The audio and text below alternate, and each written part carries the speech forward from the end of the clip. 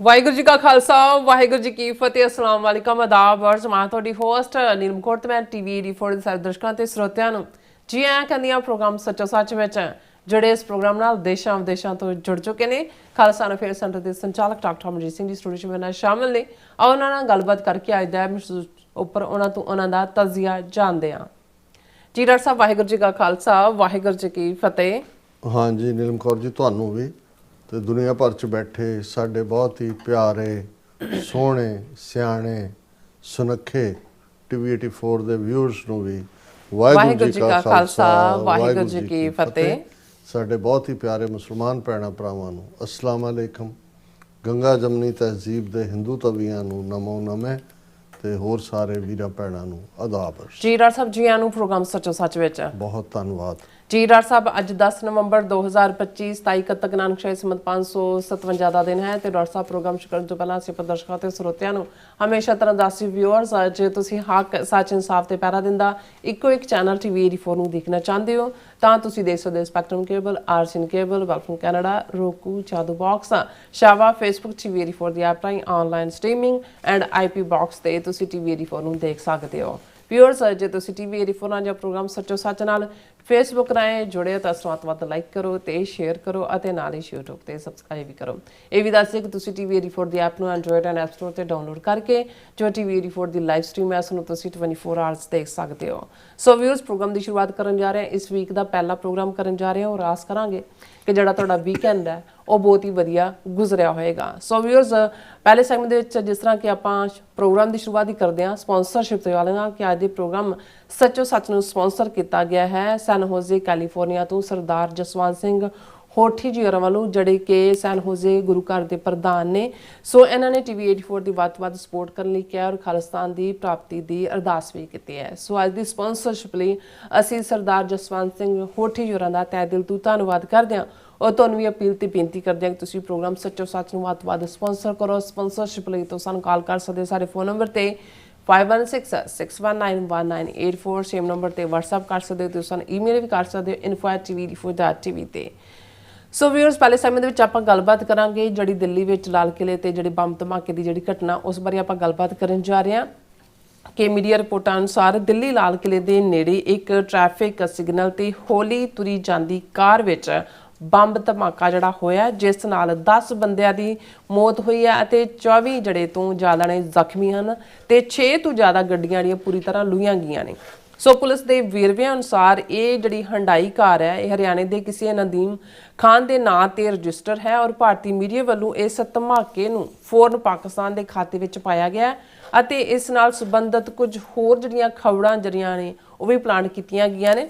ਯਾਦ ਰਹੇ ਭਾਰਤੀ ਹਾਕਮਾਂ ਵੱਲੋਂ ਬਾਰ-ਬਾਰ ਕਿਹਾ ਜਾ ਰਿਹਾ ਕਿ ਆਪਰੇਸ਼ਨ ਸਿੰਦੂਰ ਆਪਰੇਸ਼ਨ ਸਿੰਦੂਰ ਜਿਹੜਾ ਉਹ ਅਜੇ ਜਾਰੀ ਹੈ ਕਿ ਪੁਲਵਾਮਾ ਅਤੇ ਪਹਿਲਗਾਮ ਵਾਂਗਾ ਇਹ ਜਿਹੜੀ ਹੈ ਭਾਰਤੀ ਏਜੰਸੀਆਂ ਦਾ ਕੋਈ ਫਾਲਸ ਫਲੈਗ ਆਪਰੇਸ਼ਨ ਤਾਂ ਨਹੀਂ ਹੈ ਸੋ ਜਿਸ ਦੇ ਬਹਾਨੇ ਪਾਕਿਸਤਾਨ ਨੂੰ ਮੋੜ ਜਿਹੜਾ ਨਿਸ਼ਾਨਾ ਬਣਾਇਆ ਜਾ ਰਿਹਾ। ਸੋ ਇਸ ਬਾਰੇ ਆਪਾਂ ਗੱਲਬਾਤ ਕਰਨ ਜਾ ਰਹੇ ਹਾਂ। ਸੋ ਅਸੀਂ ਚਾਹਾਂਗੇ ਕਿ ਤੁਸੀਂ ਇਸੇ ਤਰ੍ਹਾਂ ਬੜੇ ਰਹਿਣਾ ਦੇਖਣ ਸੁਣਨ ਲਈ ਤੁਹਾਡਾ ਸਭ ਦਾ ਬਹੁਤ ਬਹੁਤ ਧੰਨਵਾਦ। ਜੀ ਡਾਕਟਰ ਸਾਹਿਬ ਕੀ ਵਿਚਾਰਾਂ ਨੇ? ਸਭ ਤੋਂ ਪਹਿਲਾਂ ਤਾਂ ਅੱਜ ਦੇ ਪ੍ਰੋਗਰਾਮ ਨੂੰ ਸਪਾਂਸਰ ਕਰਨ ਲਈ ਅਸੀਂ ਸਰਦਾਰ ਜਸਵੰਤ ਸਿੰਘ ਹੋਠੀ ਜਿਹੜੇ ਅਮਰੀਕਨ ਗੁਰਦੁਆਰਾ ਪ੍ਰਬੰਧਕ ਕਮੇਟੀ ਦੇ ਪ੍ਰੈਜ਼ੀਡੈਂਟ ਨੇ ਜਿਸ ਅਮਰੀਕਨ ਗੁਰਦੁਆਰਾ ਪ੍ਰਬੰਧਕ ਕਮੇਟੀ ਦੇ ਨਾਲ ਬਹੁਤ ਸਾਰੇ ਗੁਰਦੁਆਰਾ ਸਾਹਿਬਾਨ ਜਿਹੜੇ ਨੇ ਉਹ ਸੰਬੰਧਿਤ ਨੇ ਔਰ ਇਹ ਬਾਡੀ ਜਿੱਥੇ ਅੱਡ-ਅੱਡ ਮੌਕਿਆਂ ਦੇ ਉੱਤੇ ਜਿਹੜੇ ਧਾਰਮਿਕ ਮੁੱਦੇ ਨੇ ਉਹਨਾਂ ਦੇ ਵਿੱਚ ਇੱਕ ਲਿਆਜ਼ਨ ਜਾਂ ਇੱਕ ਤਾਲਮੇਲ ਦਾ ਕੰਮ ਕਰਦੀ ਹੈ। ਉੱਥੇ ਪਾਕਿਸਤਾਨ ਸਿੱਖ ਗੁਰਦੁਆਰਾ ਪ੍ਰਬੰਧਕ ਕਮੇਟੀ ਦੇ ਨਾਲ ਮਿਲ ਕੇ ਜਿਹੜਾ ਅੱਜ ਅਸੀਂ ਬਹੁਤ ਜ਼ਿਆਦਾ ਪ੍ਰੋਗਰੈਸ ਦੇਖੀ ਹੈ ਕਿ ਕਿਵੇਂ ਇੱਕ ਤੋਂ ਬਾਅਦ ਇੱਕ ਗੁਰਦੁਆਰਾ ਸਾਹਿਬ ਜਿਹੜਾ ਉਹ ਖੁੱਲ੍ਹੇ ਨੇ, ਸਾਂਭ ਸੰਭਾਲ ਹੈ, ਰੈਨੋਵੇਸ਼ਨ ਚੱਲ ਰਹੀ ਹੈ। ਉਸ ਦੇ ਵਿੱਚ ਅਮਰੀਕਨ ਸਿੱਖ ਗੁਰਦੁਆਰਾ ਪ੍ਰਬੰਧਕ ਕਮੇਟੀ ਦੇ ਕੋਆਰਡੀਨੇਟਰ ਡਾਕਟਰ ਪ੍ਰਿਤਪਾਲ ਸਿੰਘ ਉਹਨਾਂ ਨੇ ਬੜੀ ਪ੍ਰਾਈਮ ਭੂਮਿਕਾ ਨਿਭਾਈ ਪਿਛਲੇ 20-25 ਸਾਲ ਤੋਂ ਲਗਾਤਾਰਤਾ ਨਾਲ ਉਹਨਾਂ ਦੇ ਐਫਰਟਸ ਦੇ ਨਾਲ ਔਰ ਹੋਰ ਵੀ ਬਹੁਤ ਸਾਰੇ ਵੀਰ ਨਾਲ ਜੁੜੇ ਹੋਏ ਨੇ। ਸਰ ਜਸਵੰਤ ਸਿੰਘ ਹੋਠੀ ਜਿੱਥੇ ਸਾਡੇ ਬਹੁਤ ਪਿਆਰੇ ਵੀਰਾਂ ਵਾਂਗ ਨੇ ਉੱਥੇ ਖਾਲਿਸਤਾਨ ਅਫੇਅਰ ਸੈਂਟਰ ਜਦੋਂ ਅਸੀਂ ਫਰਵਰੀ 1992 ਦੇ ਵਿੱਚ ਸੈਨ ਹੋਜ਼ੇ ਏਅਰਪੋਰਟ ਦੀ ਬੈਕ ਸਾਈਡ ਤੇ 1400 ਕਾਲਮੈਨ ਐਵਨਿਊ ਦੇ ਵਿੱਚ ਖੋਲ੍ਹਿਆ। ਸੋ ਪਹਿਲੇ ਇਹ ਵੀਰ ਸਨ ਜਿਨ੍ਹਾਂ ਨੇ ਸਾਨੂੰ ਫਰਨੀਚਰ ਵੀ ਔਰ ਕੰਪਿਊਟਰ ਔਰ ਦੂਸਰੀਆਂ ਚੀਜ਼ਾਂ ਪ੍ਰੋਵਾਈਡ ਕੀਤੀਆਂ ਔਰ ਹਮੇਸ਼ਾ ਹੀ ਉੱਥੇ ਹੁੰਦਿਆਂ ਵੀ, ਕਿਉਂਕਿ 1995 ਤੱਕ ਅਸੀਂ ਲਗਭਗ ਉਸ ਪੀਰੀਅਡ 'ਚ ਉਸ ਖਿੱਤੇ ਦੇ ਵਿੱਚ ਰਹੇ, ਜਿੰਨੇ ਵੀ ਕਿਤੇ ਪ੍ਰੋਟੈਸਟ ਆਰਗੇਨਾਈਜ਼ ਕਰ ਰਹੇ ਨੇ, ਸੈਨ ਫਰਾਂਸਿਸਕੋ ਹੈ ਜਾਂ ਕੋਈ ਹੋਰ ਰੈਲੀਜ਼ ਐਕਟੀਵਿਟੀਜ਼ ਦੂਸਰਾ, ਉਹਨਾਂ ਨੇ ਹਮੇਸ਼ਾ ਹੀ ਵੱਡੀ ਗਿਣਤੀ ਦੇ ਵਿੱਚ ਆਪਣੇ ਸੰਗੀਆਂ ਸਾਥੀਆਂ ਨੂੰ ਲੈ ਕੇ ਵੀ ਉਸ ਪਾਰਟਿਸਿਪੇਸ਼ਨ ਕਰਨੀ, ਫਾਈਨੈਂਸ਼ੀਅਲ ਹੈਲਪ ਵੀ ਕਰਨਾ। ਔਰ ਜਦੋਂ ਤੋਂ TV 84 ਦਸੰਬਰ 2012 ਤੋਂ ਅਸੀਂ ਸ਼ੁਰੂ ਕੀਤਾ ਹੈ, ਇਹ ਸਾਡੇ ਪ੍ਰਾਈਮ ਸਪੋਰਟਰਸ ਚੋਂ ਨੇ, ਹਮੇਸ਼ਾ ਜਿਹਨੂੰ ਲਾਈਕ ਏ ਰੌਕ ਖਲੋਂਦੇ ਨੇ। ਔਰ ਸੈਨੋਜ਼ੇ ਗੁਰਦੁਆਰਾ ਸਾਹਿਬ ਦੇ ਵਿੱਚ ਵੀ ਇਹਨਾਂ ਦੀਆਂ ਵੱਡੀਆਂ ਸੇਵਾਵਾਂ ਰਹੀਆਂ, ਪਰ ਜਦੋਂ ਉੱਥੇ ਥੋੜਾ ਝਗੜੇ ਦਾ ਵਾਇਸ ਬਣਿਆ ਤਾਂ ਇਹਨਾਂ ਨੇ ਬਾਕੀ ਸਾਥੀਆਂ ਦੇ ਨਾਲ, ਜਿਨ੍ਹਾਂ 'ਚ ਡਾਕਟਰ ਪ੍ਰਿਤਪਾਲ ਸਿੰਘ, ਜਸਜੀਤ ਸਿੰਘ ਇਤਿਆਦਿਕ ਬਾਕੀ ਨੇ, ਉਹਨਾਂ ਨਾਲ ਮਿਲ ਕੇ ਮਿਲਪੀਟਸ ਦੇ ਵਿੱਚ ਗੁਰਦੁਆਰਾ ਸਿੰਘ ਸਭਾ ਉਸ ਦੀ ਬੁਨਿਆਦ ਰੱਖੀ, ਜਿਹੜਾ ਇਸ ਵੇਲੇ ਪ੍ਰਮੁੱਖ ਗੁਰਦੁਆਰਾ ਸਾਹਿਬ ਦੇ ਤੌਰ ਤੇ ਪਿਛਲੇ ਦਿਨਾਂ 'ਚ ਜਦੋਂ ਇੱਕ ਕੁੜਮਾਈ ਦੇ ਸਮਾਗਮ ਦੇ ਸੰਬੰਧ 'ਚ ਮੈਂ ਗਿਆ, ਮੈਂ ਦੇਖਿਆ ਕਿ ਵੀ ਅੰਦਰ 400-500 ਬੰਦਿਆਂ ਦੀ ਸੀਟਿੰਗ ਕੈਪੈਸਿਟੀ ਹੈ, ਇੱਕ ਤੋਂ ਬਾਅਦ ਇੱਕ ਸਮਾਗਮ ਚੱਲਦਾ ਹੈ।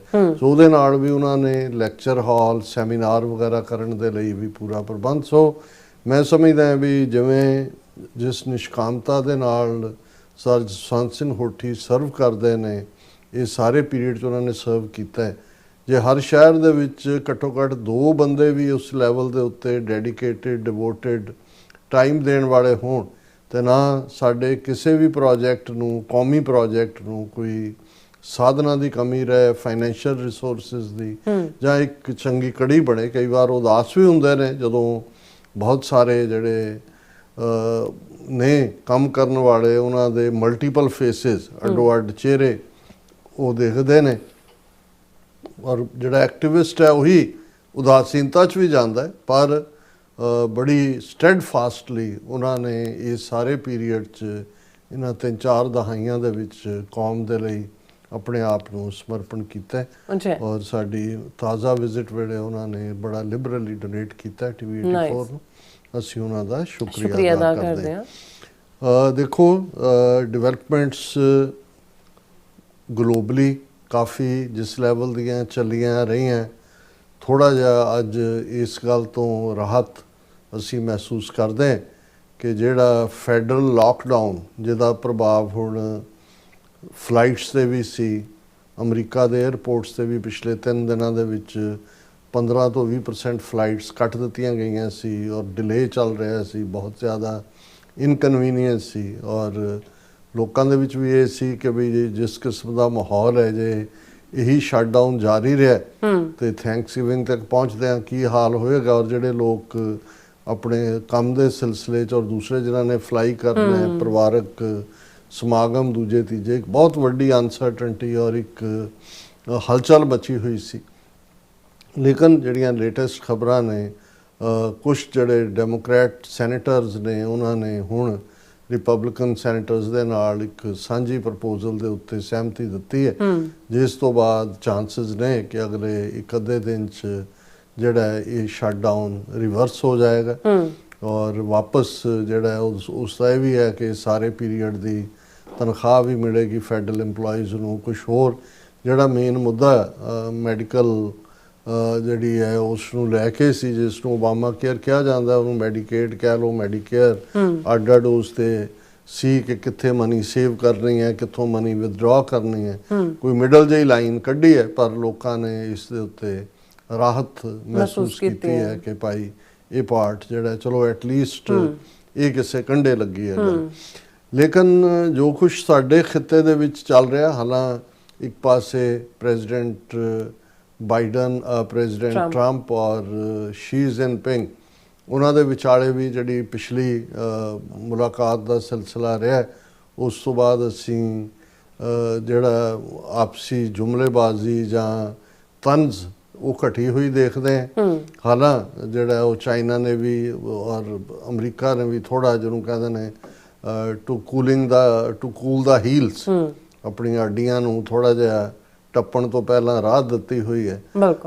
ਲੇਕਿਨ ਉਸ ਖਿੱਤੇ ਦੇ ਵਿੱਚ ਸਾਡੇ ਜੋ ਅਸੀਂ ਦੇਖ ਰਹੇ ਹਾਂ, ਜਿਵੇਂ ਭਾਰਤੀ ਏਜੰਸੀਆਂ ਪਾਕਿਸਤਾਨ ਦੇ ਵਿੱਚ ਅੰਦਰੂਨੀ ਦਹਿਸ਼ਤਗਰਦੀ ਦੇ ਲਈ ਇੱਕ ਪਾਸੇ ਤਾਂ ਉਹ ਪਹਿਲਾਂ ਹੀ ਉਹਨਾਂ ਦੀ ਦਖਲਅੰਦਾਜ਼ੀ ਤਹਿਰੀਕ ਤਾਲਿਬਾਨ ਔਰ ਬਲੋਚਿਸਤਾਨ ਲਿਬਰੇਸ਼ਨ ਆਰਮੀ ਔਰ ਦੂਸਰੀ ਤੀਸਰਿਆਂ ਦੇ ਹਵਾਲੇ ਨਾਲ ਚੱਲ ਹੀ ਰਹੀ ਸੀ, ਪਰ ਜਿਵੇਂ ਆਪਣੇ ਪ੍ਰੋਕਸੀ ਤਾਲਿਬਾਨ ਰਜੀਮ ਜਿਹੜੀ ਹੁਣ ਖੁੱਲ੍ਹ ਕੇ ਪ੍ਰੋਕਸੀ ਵਾਰ ਲੜਨ ਤੇ ਆਇਆ ਹੈ, ਉਸ ਵਿਚਾਲੇ ਗੱਲਬਾਤ ਵੀ ਜਿਹੜੀ ਹੈ ਉਹ ਫੇਲ ਹੋਈ ਹੈ ਔਰ ਵਾਇਲੈਂਸ ਵੀ ਉੱਥੇ ਚੱਲ ਰਹੀ ਹੈ।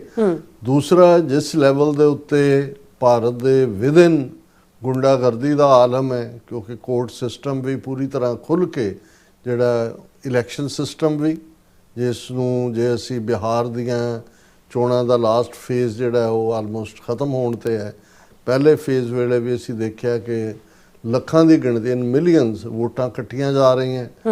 ਆਪੋਜੀਸ਼ਨ ਜੇ ਰੌਲਾ ਪਾਉਂਦੀ ਹੈ ਤੇ ਚੋਣ ਕਮਿਸ਼ਨ ਜਿਹੜਾ ਉਸਨੇ ਕੰਨਾਂ ਦੇ ਵਿੱਚ ਬੁੱਝੇ ਦਿੱਤੇ ਹੋਏ ਨੇ।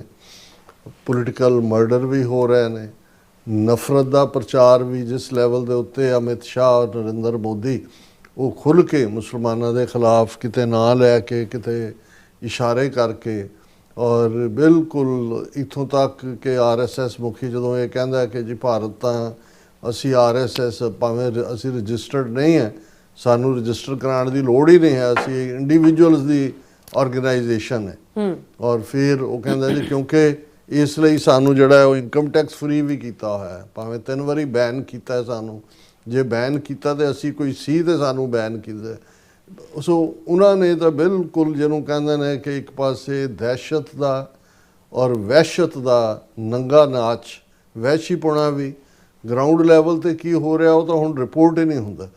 ਔਰ ਜਿਹੜਾ ਉਹਨਾਂ ਦਾ ਬਾਈ ਐਂਡ ਲਾਰਜ ਜਿਹੜਾ ਸਾਰਾ ਹੀ ਮੀਡੀਆ, ਦਰਬਾਰੀ ਮੀਡੀਆ ਜਾਂ ਗੋਦੀ ਮੀਡੀਆ, ਉਹ ਬਿਲਕੁਲ ਇਗਨੋਰ ਕਰ ਰਿਹਾ ਵੀ ਕੀ ਚੱਲ ਰਿਹਾ ਹੈ, ਕਿਵੇਂ ਜਿਹੜਾ ਹੈ ਉਹ ਹਰ ਇੰਸਟੀਟਿਊਸ਼ਨ ਜਿਹੜੀ ਹੈ ਉਸ ਨੂੰ ਖੌਰਾ ਲੱਗਾ ਹੋਇਆ ਹੈ। ਇਸ ਦੇ ਉਲਟ ਥੋੜ੍ਹੇ ਬਹੁਤ ਯੂਟਿਊਬਰ ਜਿਹੜੇ ਨੇ ਕੋਈ ਗੱਲ ਕਰਦੇ ਨੇ ਤਾਂ ਦੂਜੇ ਤਾਂ ਉਹਨਾਂ ਨੂੰ ਵੀ ਧਮਕੀਆਂ ਔਰ ਕੇਸ ਉਹਨਾਂ 'ਤੇ ਰਜਿਸਟਰ ਹੋਣਾ।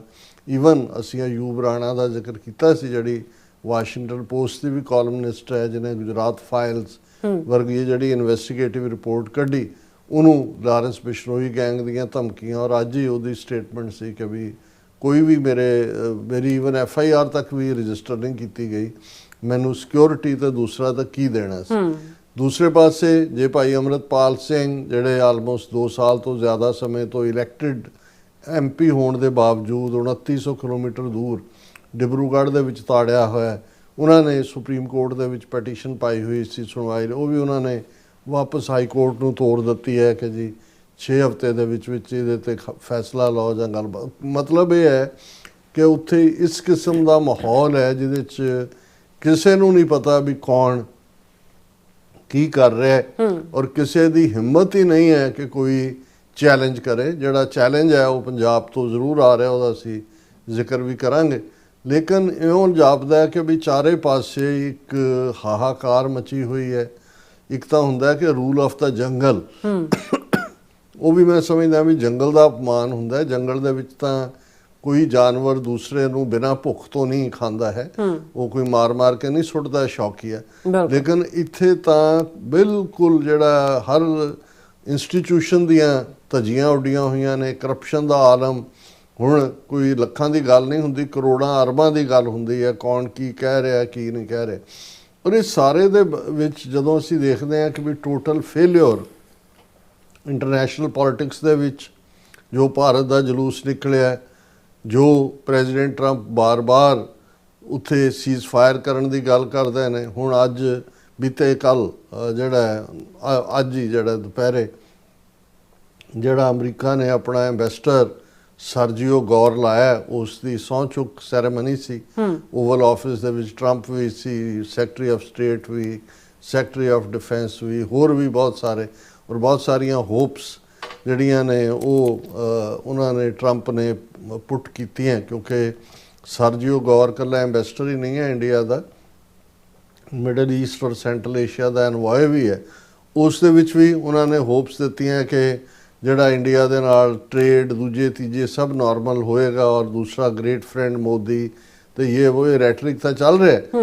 ਲੇਕਿਨ ਦੂਸਰੇ ਪਾਸੇ ਬਿਲਕੁਲ ਭਾਰਤ ਦਾ ਜੇ ਹੁਣ ਈਵਨ ਕਰੰਸੀ ਵਾਈਜ਼ ਵੀ ਹੈ ਕਿ ਬਈ 99 ਰੁਪਈਏ ਦੇ ਉੱਤੇ ਜਾ ਕੇ ਹੁਣ ਟਿਕਿਆ ਡਾਲਰ ਦਾ। ਔਰ ਮੈਂ ਦੇਖ ਰਿਹਾ ਸੀ, ਭਾਵੇਂ ਉਹ ਇਹਨਾਂ ਦਾ ਤਾਲਿਬਾਨ ਰਜੀਮ ਅਫਗਾਨਿਸਤਾਨ ਦਾ ਉਹਨਾਂ ਦੀਆਂ ਦੂਸਰੀਆਂ ਹਰਕਤਾਂ ਦੀ ਅਸੀਂ ਗੱਲ ਕਰਦੇ ਹਾਂ, ਅੱਜ ਵੀ ਕਰਾਂਗੇ।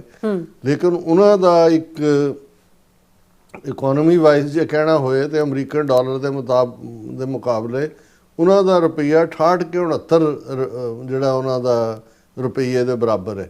ਸੋ ਮਤਲਬ ਇਹ ਹੈ ਕਿ ਵੀ ਈਵਨ ਜਿਨ੍ਹਾਂ ਨੂੰ ਪ੍ਰੋਕਸੀ ਬਣਾ ਕੇ ਵਰਤ ਰਹੇ ਨੇ, ਜੇ ਇਕਨੋਮੀ ਵਾਈਜ਼ ਦੇਖਣਾ ਹੋਏ ਤਾਂ ਉਹਨਾਂ ਦੀ ਹਾਲਤ ਬੈਠ ਰਹੀ। ਲੇਕਿਨ ਤੁਸੀਂ ਕਲੇਮ ਕਰੀ ਜਾਓ ਕਿ ਭਾਰਤ ਬਹੁਤ ਵੱਡੀ ਤਾਕਤ ਔਰ ਦੂਸਰਾ ਇਹਦਾ ਉਦਘਾਟਨ ਕਰਤਾ, ਉਹਦਾ ਉਦਘਾਟਨ ਕਰ ਦਿੱਤਾ, ਨਾਂ ਬਦਲਣ ਤੇ ਲੱਗੇ ਹੋਏ ਨੇ।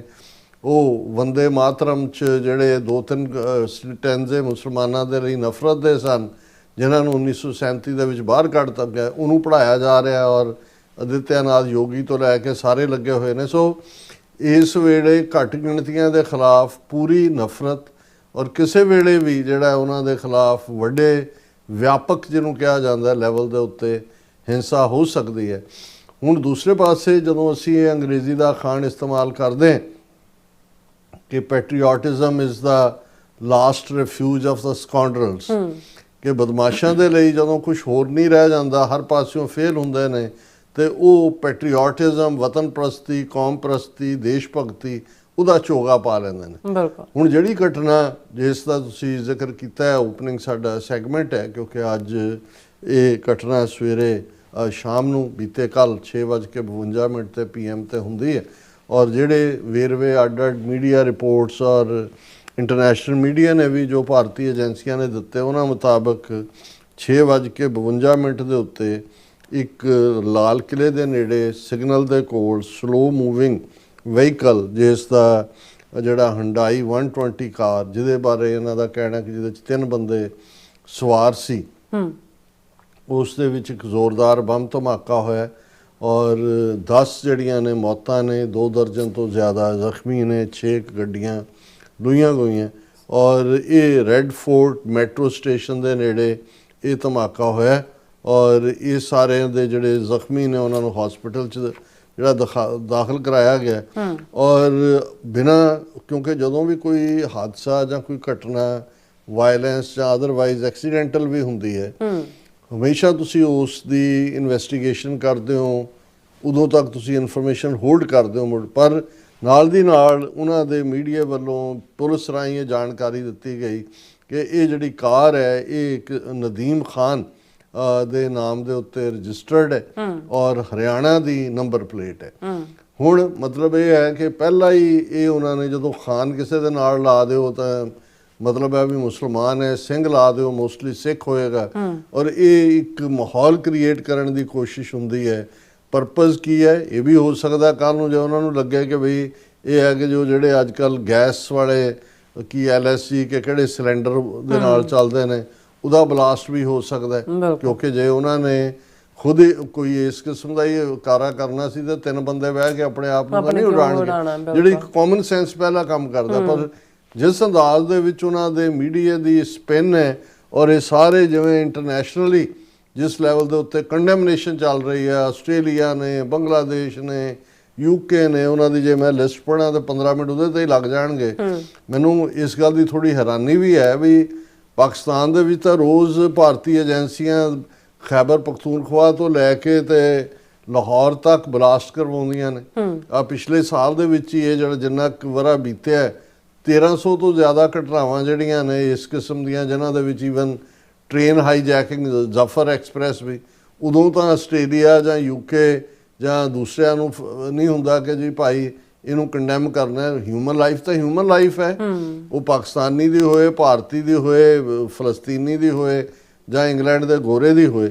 ਲੇਕਿਨ ਉਹਨਾਂ ਨੇ ਇਹ ਵੀ ਕਿਹਾ ਨਾਲ ਦੀ ਨਾਲ ਕਿ ਜੀ ਜਿਹੜੀਆਂ ਡੈਡ ਬਾਡੀਜ਼ ਮਿਲੀਆਂ ਨੇ ਉਹਨਾਂ 'ਚ ਕਿਸੇ ਦੇ ਕੋਈ ਪੈਲੇਟ ਜਾਂ ਇਸ ਕਿਸਮ ਦਾ ਨਹੀਂ ਹੈ ਕਿ ਵੀ ਇਨ ਦਾ ਬਾਡੀ ਆਫ ਪੈਲੇਟ ਔਰ ਪੰਕਚਰਸ ਇਨ ਦਾ body of the injured.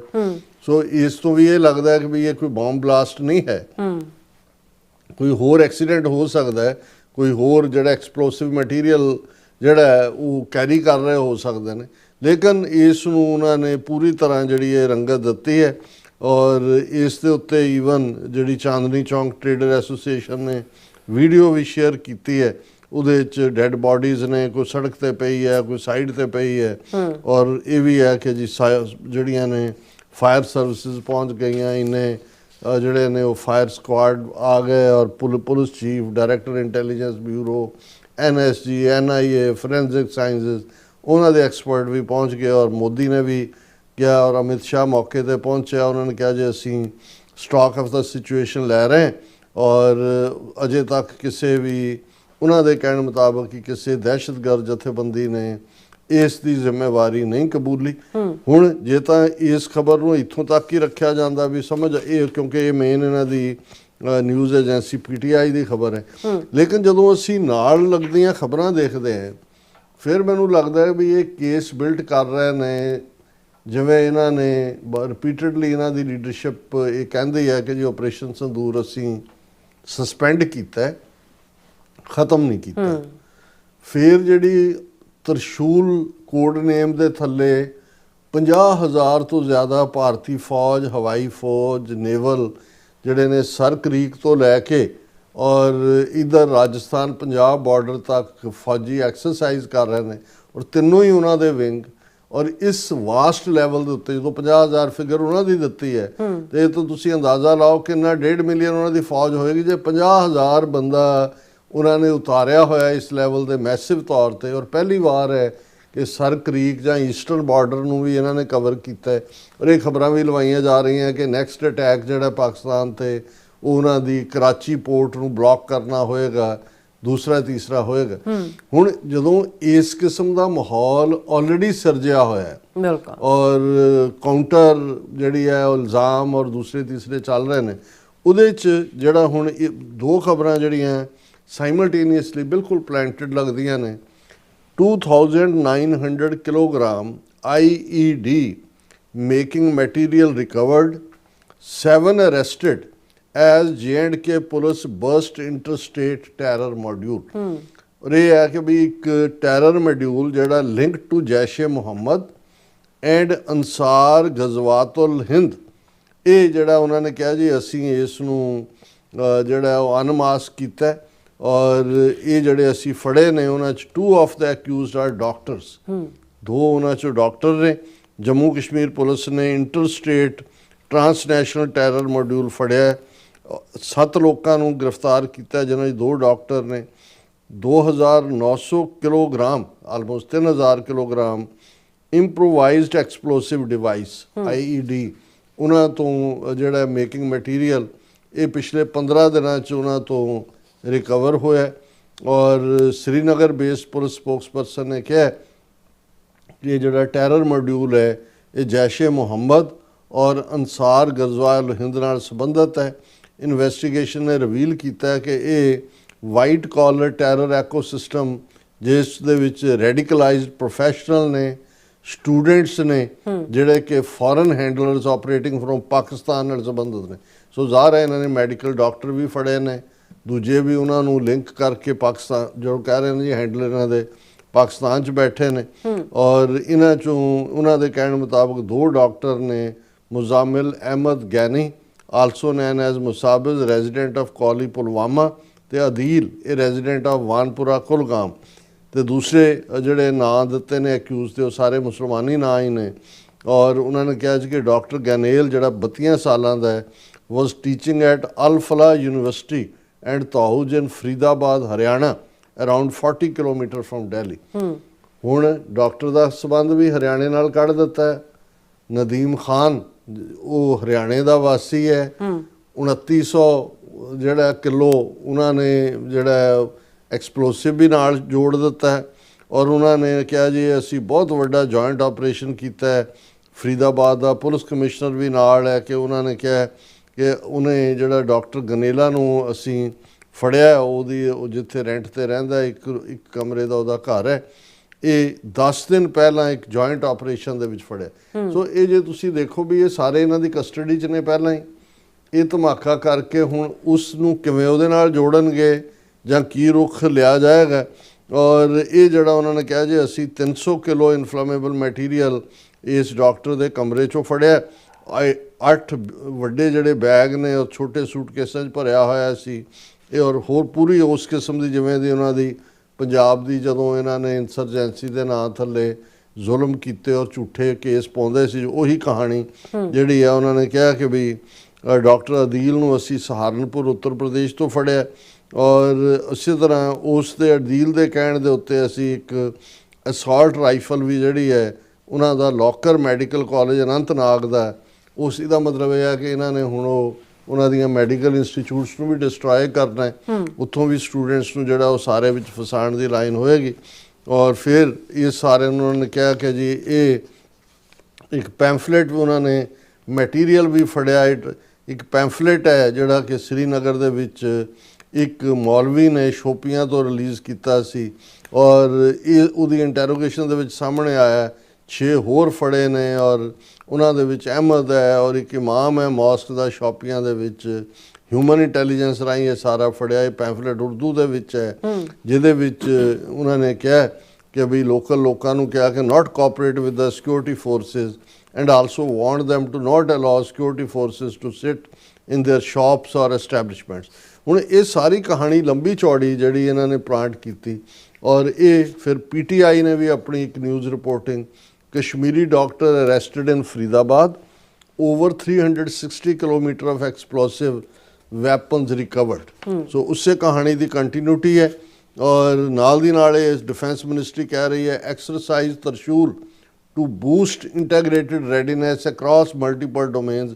Defence ministry, ਮੈਂ ਤਰਸ਼ੂਲ ਦੀ ਡਿਟੇਲ ਕੱਢੀ ਸੀ ਪਰ ਮੈਂ ਘੜੀ ਵੱਲ ਦੇਖ ਰਿਹਾ ਕਿ ਉਹਨਾਂ ਨੇ ਕਿਸ ਲੈਵਲ ਦਾ ਇਹ ਜਿਹੜੀ ਸੋ ਕਾਲਡ ਐਕਸਰਸਾਈਜ਼ ਦੇ ਨਾਂ ਥੱਲੇ, ਪਰ ਮੈਨੂੰ ਇਹ ਲੱਗਦਾ ਹੈ ਕਿ ਕੁਛ ਨਾ ਕੁਛ ਜਿਹੜਾ ਵੱਡੇ ਪੈਮਾਨੇ ਦੇ ਉੱਤੇ ਇਹਨਾਂ ਨੇ ਪਲਾਨ ਕੀਤਾ ਹੋਇਆ।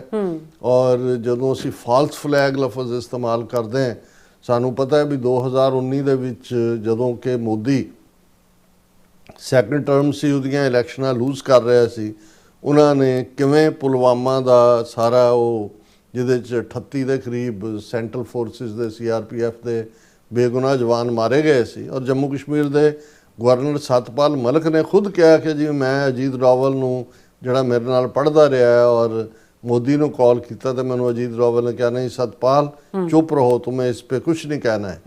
ਸੋ ਜ਼ਾਹਰ ਹੈ ਵੀ ਉਹ ਫਿਰ ਫੌਜੀਆਂ ਦੀਆਂ ਤਸਵੀਰਾਂ ਲਾ ਕੇ ਤਾਂ ਉਹਨਾਂ ਨੂੰ ਸ਼ਹੀਦ ਬਣਾ ਕੇ ਭਾਰਤ ਭਰ ਦੇ ਵਿੱਚ ਮੋਦੀ ਨੇ ਇਲੈਕਸ਼ਨਾਂ ਜਿੱਤੀਆਂ ਜਿਹੜੀਆਂ ਕਿ ਲੂਜ਼ ਕਰ ਰਿਹਾ ਸੀ।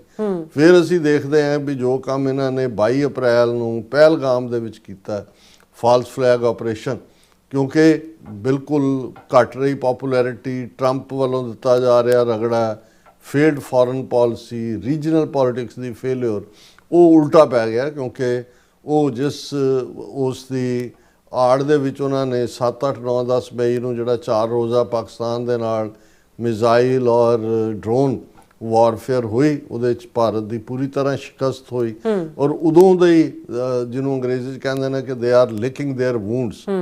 ਜਦੋਂ ਸ਼ੇਰ ਵੀ ਜਦੋਂ ਕੋਈ ਜਾਨਵਰ ਵੀ ਜ਼ਖਮੀ ਹੁੰਦਾ ਹੈ ਤੇ ਉਹ ਆਪਣੇ ਜਿਹੜਾ ਹੈ ਉਹ ਜ਼ਖਮਾਂ ਨੂੰ ਜੀਭ ਦੇ ਨਾਲ ਚੱਟ ਰਿਹਾ ਹੁੰਦਾ ਹੈ, ਪਰ ਉਹ ਕਿਤੇ ਨਾ ਕਿਤੇ ਤਿਆਰੀ ਵੀ ਕਰ ਰਿਹਾ ਹੁੰਦਾ ਹੈ ਰਿਵੈਂਜ ਦੀ। ਸੋ ਇਹ ਲੱਗਦਾ ਹੈ, ਹੋ ਸਕਦਾ ਹੈ ਇਹਨਾਂ ਨੂੰ ਜੇ ਇਹਨਾਂ ਦਾ ਸੌਦਾ ਨਾ ਵਿਕੇ, ਪਰ ਜਿਸ ਲੈਵਲ ਦਾ ਇਹਨਾਂ ਨੇ ਇਹ ਨੈਟਵਰਕ ਡਾਕਟਰ ਦਾ, ਜਿਸ ਲੈਵਲ ਦਾ 2900 ਕਿਲੋਗ੍ਰਾਮ ਦਾ ਮਟੀਰੀਅਲ ਔਰ ਹਰਿਆਣੇ ਨੂੰ ਜੋੜਿਆ ਨਾਲ, UP ਨੂੰ ਜੋੜਿਆ, ਕਸ਼ਮੀਰ ਨੂੰ ਜੋੜਿਆ, ਦਿੱਲੀ ਨੂੰ ਜੋੜਿਆ, ਲਾਲ ਕਿਲੇ ਦੇ ਨਾਲ, ਫਿਰ ਆਪਣੀ ਉਹਦੀ ਸਿਗਨੀਫੀਕੈਂਸ ਹੈ ਕਿ ਜੀ ਹਮਲਾ ਪਹਿਲਾਂ ਵੀ ਪਾਰਲੀਮੈਂਟ ਤੇ ਹਮਲੇ ਦੀ ਉਹ ਸਾਰੀ ਡਰਾਮੇਬਾਜ਼ੀ ਸੀ। ਔਰ ਮੈਂ ਸਮਝਦਾ ਵੀ ਇਹ ਸਾਰੇ ਨੂੰ ਜਦੋਂ ਅਸੀਂ ਦੇਖਦੇ ਹਾਂ ਤਾਂ ਫਿਰ ਕਈ ਕੁਛ ਨਜ਼ਰ ਆਉਂਦਾ ਵੀ ਕਿਸ ਡਾਇਰੈਕਸ਼ਨ 'ਚ ਗੱਲ ਜਾ ਸਕਦੀ ਹੈ।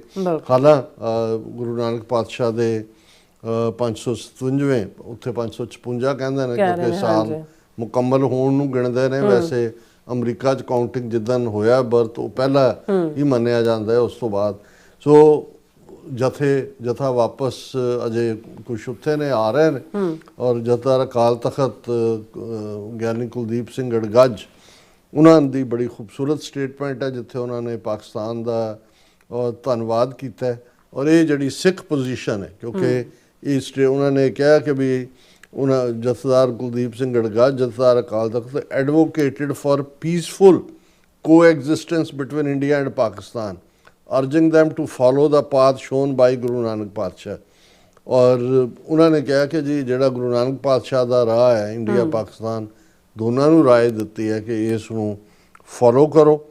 ਔਰ ਉਹਨਾਂ ਨੇ ਕਿਹਾ ਕਿ ਭਾਈ ਬਹੁਤ ਜ਼ਿਆਦਾ ਜਿਹੜਾ ਸਾਡਾ ਰਿਸਪੈਕਟ ਹੋਇਆ, ਬਹੁਤ ਜ਼ਿਆਦਾ ਸਾਨੂੰ ਪਿਆਰ ਦਿੱਤਾ ਹੈ ਔਰ ਅਸੀਂ ਇਸ ਦੇ ਲਈ ਪਾਕਿਸਤਾਨ ਦੇ ਹਕੂਮਤ ਦਾ ਔਰ ਲੋਕਾਂ ਦਾ ਸ਼ੁਕਰੀਆ ਅਦਾ ਕਰਦੇ ਹਾਂ। ਮੈਂ ਸਮਝਦਾ ਵੀ ਸਿੱਖ ਪੋਜੀਸ਼ਨ ਜਿਹੜੀ ਆ ਉਹ ਬਿਲਕੁਲ ਇਸ ਮੁੱਦੇ ਤੇ ਕਲੀਅਰ ਹੈ। ਭਾਰਤ ਜਿਹੜਾ ਹੈ ਉਹ ਕਿਸੇ ਨਾ ਕਿਸੇ ਬਹਾਨੇ ਅਗੇਨ ਜਿਹੜੀ ਉਹਦੀ ਸ਼ਿਕਸਤ ਹੈ ਇੰਟਰਨੈਸ਼ਨਲੀ ਬਿਲਕੁਲ ਖੂੰਜੇ ਨਾਲ ਲੱਗਾ ਹੋਇਆ ਹੈ।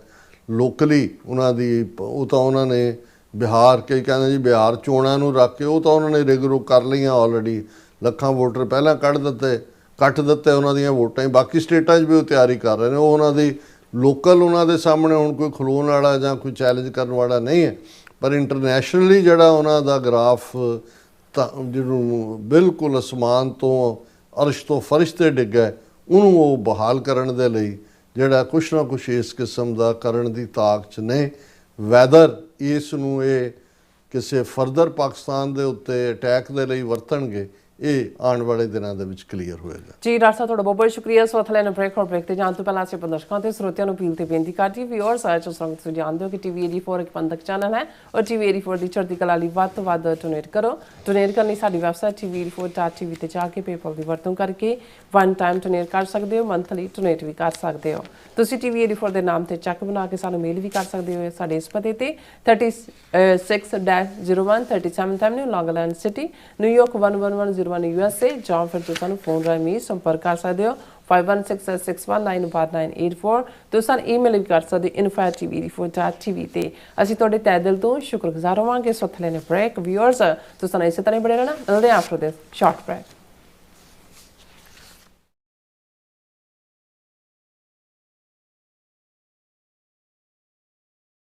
ਜਿਹੜਾ ਹੜ੍ਹ ਆਇਆ ਸੀਗਾ ਗੁਰਦੁਆਰਾ ਸ੍ਰੀ ਕਰਤਾਰਪੁਰ ਸਾਹਿਬ ਦੇ ਵਿੱਚ ਬਹੁਤ ਹੀ ਤਬਾਹੀ ਮਚਾਈ ਹੈ ਉਸ ਹੜ੍ਹ ਨੇ।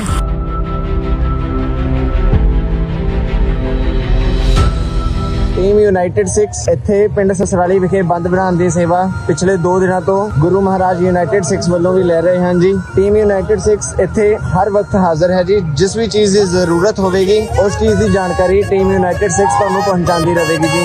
ਪੰਜਾਬ ਵਿੱਚ ਆਏ ਹੜ੍ਹਾਂ ਨੇ ਸਭ ਪਾਸੇ ਤਬਾਹੀ ਮਚਾਈ ਹੋਈ ਹੈ। ਚਾਰੇ ਪਾਸੇ ਪਾਣੀ ਹੀ ਪਾਣੀ ਹੈ। ਜਨ ਜੀਵਨ ਬੁਰੀ ਤਰ੍ਹਾਂ ਪ੍ਰਭਾਵਿਤ ਹੋਇਆ ਹੈ। ਫਸਲਾਂ ਤਬਾਹ ਹੋ ਚੁੱਕੀਆਂ ਹਨ ਤੇ ਲੋਕ ਬੇਘਰ ਹੋ ਗਏ ਹਨ। ਪਰ ਹਮੇਸ਼ਾ ਦੀ ਤਰ੍ਹਾਂ ਇਸ ਮੁਸ਼ਕਿਲ ਦੀ ਘੜੀ ਵਿੱਚ ਵੀ ਇੱਕ ਸੰਸਥਾ ਸਹਾਇਤਾ ਲਈ ਅੱਗੇ ਆਈ ਹੈ, ਯੂਨਾਈਟਿਡ 6। ਮੁਸੀਬਤ ਵਿੱਚ ਫਸੇ ਹਜ਼ਾਰਾਂ ਪਰਿਵਾਰਾਂ ਨੂੰ ਯੂਨਾਈਟਿਡ 6 ਦੇ ਸੇਵਾਦਾਰ ਮੀਲਾਂ ਤੱਕ ਪੈਦਲ ਤੁਰ ਕੇ ਕਿਸ਼ਤੀਆਂ ਰਾਹੀਂ ਹਰ ਸੰਭਵ ਅਸੰਭਵ ਤਰੀਕੇ ਨਾਲ ਉਹਨਾਂ ਨੂੰ ਮਦਦ ਦੇਣ ਲਈ ਪਹੁੰਚ ਕਰ ਰਹੇ ਹਨ। ਪ੍ਰਭਾਵਿਤ ਪਰਿਵਾਰਾਂ ਲਈ ਹਰ ਰੋਜ਼ ਉਹ ਭੋਜਨ, ਸਾਫ਼ ਪਾਣੀ, ਦਵਾਈਆਂ, ਮੱਛਰਦਾਨੀਆਂ, ਪਸ਼ੂਆਂ ਲਈ ਚਾਰਾ ਅਤੇ ਹੋਰ ਜ਼ਰੂਰੀ ਵਸਤਾਂ ਦੀ ਸਪਲਾਈ ਕਰ ਰਹੇ ਹਨ। ਪ੍ਰਭਾਵਿਤ ਪਰਿਵਾਰਾਂ ਨੂੰ ਕੋਈ ਮੁਸ਼ਕਿਲ ਨਾ ਹੋਵੇ, ਇਕੱਲਾਪਣ ਨਾ ਲੱਗੇ, ਇਸ ਲਈ ਸੇਵਾਦਾਰ ਹਰ ਰੋਜ਼ ਉਹਨਾਂ ਲਈ ਤਨਦੇਹੀ ਨਾਲ ਸੇਵਾਵਾਂ ਨਿਭਾ ਰਹੇ ਹਨ। ਤੁਸੀਂ ਵੀ ਯੂਨਾਈਟਿਡ 6 ਜਥੇਬੰਦੀ ਨਾਲ ਜੁੜ ਸਕਦੇ ਹੋ। ਆਪਣਾ ਯੋਗਦਾਨ ਪਾਓ ਅਤੇ ਪੀੜਤਾਂ ਦੀ ਸਹਾਇਤਾ ਕਰੋ। ਵਧੇਰੇ ਜਾਣਕਾਰੀ ਲਈ ਤੁਸੀਂ ਸਕਰੀਨ ਤੇ ਦਿੱਤੇ ਨੰਬਰਾਂ ਤੇ ਸੰਪਰਕ ਕਰ ਸਕਦੇ ਹੋ।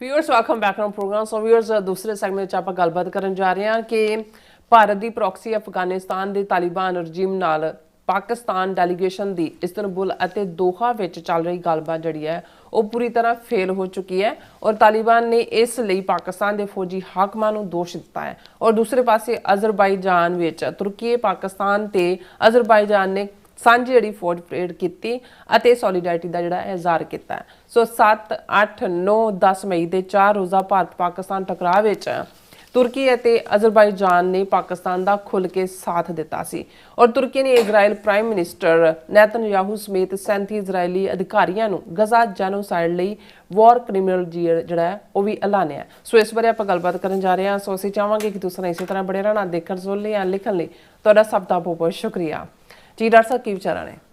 ਦੇਖੋ, ਭਾਰਤੀ ਹਾਕਮਾਂ ਦੀ ਇੰਟਰਨੈਸ਼ਨਲ ਫੇਲਿਅਰ, ਅੰਦਰੂਨੀ ਤੌਰ ਤੇ ਉਹਨਾਂ ਦੀ ਇਕਨੋਮੀ ਦਾ ਮਾੜਾ ਹਾਲ, ਅਨਪੋਪੂਲੈਰਿਟੀ, ਸਮਾਜ ਦੇ ਵਿੱਚ ਇੱਕ ਕੇਓਸ, ਲੁੱਟ ਖਸੁੱਟ ਦਾ ਮਾਹੌਲ ਉਸ ਨੂੰ ਜਿਹੜਾ ਹੈ ਉਸ ਤੋਂ ਧਿਆਨ ਪਾਸੇ ਹਟਾਉਣ ਲਈ, ਡਾਈਵਰਸ਼ਨ ਲਈ ਭਾਰਤ ਨੇ ਪਾਕਿਸਤਾਨ ਦੇ ਉੱਤੇ ਜਿਹੜਾ ਹੈ ਉਹ ਫੁੱਲ ਸਕੇਲ ਆਪਣਾ ਪੂਰਾ ਸ਼ਰਾਰਤੀ ਜਿਹੜਾ ਉਹਨਾਂ ਦੀ ਧਾਵਾ ਹੈ ਉਹ ਬੋਲਿਆ ਹੋਇਆ। ਔਰ ਉਸ ਦੇ ਲਈ ਅਸੀਂ ਦੇਖਦੇ ਹਾਂ ਕਿ ਪਿਛਲੇ ਪੀਰੀਅਡ 'ਚ ਖੁੱਲ੍ਹ ਕੇ ਜਿਹੜਾ ਹੈ ਤਾਲਿਬਾਨ ਰਜੀਮ ਅਫਗਾਨਿਸਤਾਨ ਦਾ, ਜਿਸ ਦੇ ਮੈਜੋਰਿਟੀ ਜਿਹੜੇ ਸੋ ਕਾਲਡ ਮਿਨਿਸਟਰ ਨੇ ਉਹ ਯੂਨਾਈਟਿਡ ਨੇਸ਼ਨਸ ਦੀ ਦਹਿਸ਼ਤਗਰਦਾਂ ਦੀ ਲਿਸਟ ਦੇ ਵਿੱਚ ਨੇ, ਫਲਾਈ ਵੀ ਨਹੀਂ ਕਰ ਸਕਦੇ। ਔਰ ਜਿਵੇਂ ਉਹਨਾਂ ਨੇ ਮੁਤੱਕੀ ਨੂੰ ਸੱਦਿਆ ਇੰਡੀਆ ਨੇ ਉਸ ਦੇ ਲਈ ਸਪੈਸ਼ਲ ਐਗਜ਼ੈਂਪਸ਼ਨ UN ਤੋਂ ਅਪਲਾਈ ਕਰਕੇ ਟਵਾਈਸ, ਔਰ ਜਦੋਂ ਉੱਥੇ ਬੈਠਾ ਸੀ ਉਸ ਪੀਰੀਅਡ ਦੇ ਵਿੱਚ ਪਾਕਿਸਤਾਨ ਦੇ ਉੱਤੇ ਅਟੈਕ, ਔਰ ਪਾਕਿਸਤਾਨ ਨੇ ਵੀ ਫਿਰ ਜਵਾਬੀ ਕਾਬਲ ਦੇ ਉੱਤੇ ਜਿਹੜਾ ਉਹਨਾਂ ਨੂੰ ਜਿਹੜਾ ਹਵਾਈ ਹਮਲੇ ਕਰਕੇ ਦੱਸਿਆ ਕਿ ਭਾਈ ਜਦੋਂ ਬੇਸ਼ੱਕ ਬਰਾਦਰ ਵੀ ਹੋਏ, ਦੋਵੇਂ ਗਵਾਂਢੀ ਵੀ ਹੋਣ, ਔਰ ਭਾਵੇਂ 40-50 ਸਾਲ ਪੁਸ਼ਤਪਨਾਹੀ ਵੀ ਪਾਕਿਸਤਾਨ ਨੇ ਕੀਤੀ ਹੋਏ, ਪਰ ਜਦੋਂ ਨੈਸ਼ਨਲ ਇੰਟਰਸਟ ਦੀ ਗੱਲ ਆਏਗੀ ਤਾਂ ਫਿਰ ਪਾਕਿਸਤਾਨ ਬਿਲਕੁਲ ਕਿਸੇ ਵੀ ਜਿਹੜਾ ਉਹ ਝਿਜਕੇਗਾ ਨਹੀਂ ਕੋਈ ਵੀ ਸਖਤ ਐਕਸ਼ਨ ਲੈਣ ਤੋਂ। ਔਰ ਇਸ ਦੇ ਨਾਲ ਮੈਂ ਈਵਨ ਇਹ ਵੀ ਦੇਖਦਾ ਕਿ ਇੱਕ ਪਾਸੇ ਪਾਕਿਸਤਾਨ ਦੇ ਇੱਕ ਪੰਜਾਬੀ ਤਬਕੇ ਦੇ ਵਿੱਚ ਇਹ ਡਿਬੇਟ ਵੀ ਹੈ, ਉਹਨਾਂ ਨੂੰ ਇਸ ਗੱਲ ਦਾ ਫਖਰ ਹੈ ਕਿ ਭਾਈ ਇਹ ਅਕਿਰਤਕਾਂਡ ਜਿਹੜਾ ਜੋ ਇਹ ਕਰ ਰਹੇ ਨੇ, ਇਹਨਾਂ ਨੂੰ ਮਹਾਰਾਜਾ ਰਣਜੀਤ ਸਿੰਘ, ਹਰੀ ਸਿੰਘ ਨਲੂਏ ਨੇ ਸਬਕ ਸਿਖਾਇਆ ਸੀ, ਉਹ ਐਜ਼ ਏ ਪੰਜਾਬੀ ਸੋਚਣ ਲੱਗੇ ਨੇ, ਉਹਦਾ ਪ੍ਰਾਈਡ ਲੈ ਰਹੇ ਨੇ। ਪਰ ਇੱਕ ਪਾਸੇ ਮੈਂ ਇਹ ਵੀ ਦੇਖ ਰਿਹਾ ਕਿ ਵੀ ਕੁਛ ਜਿਹੜੇ ਨੇ ਉਹ ਬੜੇ ਗੈਰ ਜ਼ਿੰਮੇਦਾਰਾਨਾ ਅੰਦਾਜ਼ ਦੇ ਵਿੱਚ ਜਿਹੜੇ ਖੈਬਰ ਪਖਤੂਨਖਵਾ ਦੀ ਕੁਛ ਲੀਡਰਸ਼ਿਪ ਹੈ ਜਾਂ ਅਫਗਾਨਿਸਤਾਨ ਦੀ ਵੀ ਹੈ, ਉਹ ਮਹਾਰਾਜਾ ਰਣਜੀਤ ਸਿੰਘ ਪ੍ਰਤੀ ਜਾਂ ਸਿੱਖਾਂ ਪ੍ਰਤੀ ਘਟੀਆ ਸ਼ਬਦਾਵਲੀ ਵੀ ਉਹਨਾਂ ਨੇ ਇਸਤੇਮਾਲ ਕਰਕੇ, ਔਰ ਉਹ ਇਹ ਦੱਸਣ ਦਾ ਕਿ ਵੀ ਸਾਡਾ ਪ੍ਰਾਈਡ ਅਸੀਂ ਜਿਹੜਾ ਉਹ ਗ੍ਰੇਵ ਯਾਰਡ ਬਣਾ ਦਿੱਤਾ ਐਮਪਾਇਰਸ ਨੂੰ, ਬ੍ਰਿਟਿਸ਼ ਨੂੰ, ਦੂਜੇ ਤੀਜੇ ਨੂੰ। ਹੁਣ ਉੱਥੇ ਦਿੱਕਤ ਇਹ ਹੈ ਵੀ ਜਿਹੜੀ ਇੱਕ ਧਾਰਮਿਕ ਵਰਗ ਦੀ ਲਾਈਨ ਜਿਹੜੀ ਗਜ਼ਵਾਏ ਹਿੰਦ ਦੇ ਨਾਂ ਥੱਲੇ ਬਹੁਤ ਵਾਰ ਖੁਦ ਹੀ ਉਹਨਾਂ ਨੇ ਇਹਨਾਂ ਨੂੰ ਚੰਬੜਾਇਆ, ਜਿਹੜੇ ਇਹ ਕਿ ਜੀ ਦੇਖੋ ਸੋਵੀਅਤ ਯੂਨੀਅਨ ਨੂੰ ਹਰਾਤਾ, ਅਮਰੀਕਾ ਨੂੰ ਹਰਾਤਾ, ਔਰ ਜਿਹੜੀ ਕਿਆਮਤ ਦੇ ਦਿਨ ਤੋਂ ਪਹਿਲਾਂ ਜੋ ਕੁਛ ਹੋਣਾ ਹੈ ਉਸ ਦੇ ਵਿੱਚ ਇੱਥੋਂ ਉੱਠੇਗਾ ਗਜ਼ਵਾਏ ਹਿੰਦ ਦੇ ਲਈ।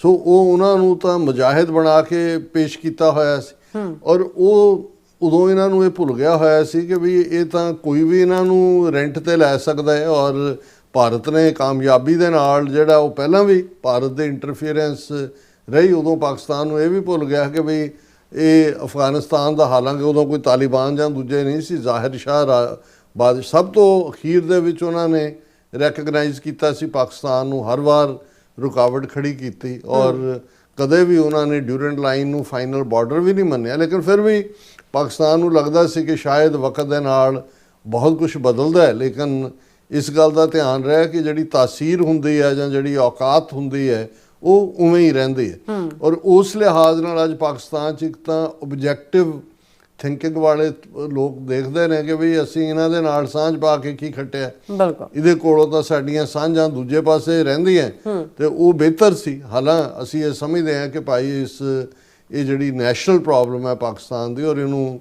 ਗ੍ਰੇਸਫੁਲੀ ਬਟ ਬੋਲਡਲੀ ਹੈਂਡਲ ਕੀਤਾ ਜਾਣਾ ਚਾਹੀਦਾ ਹੈ।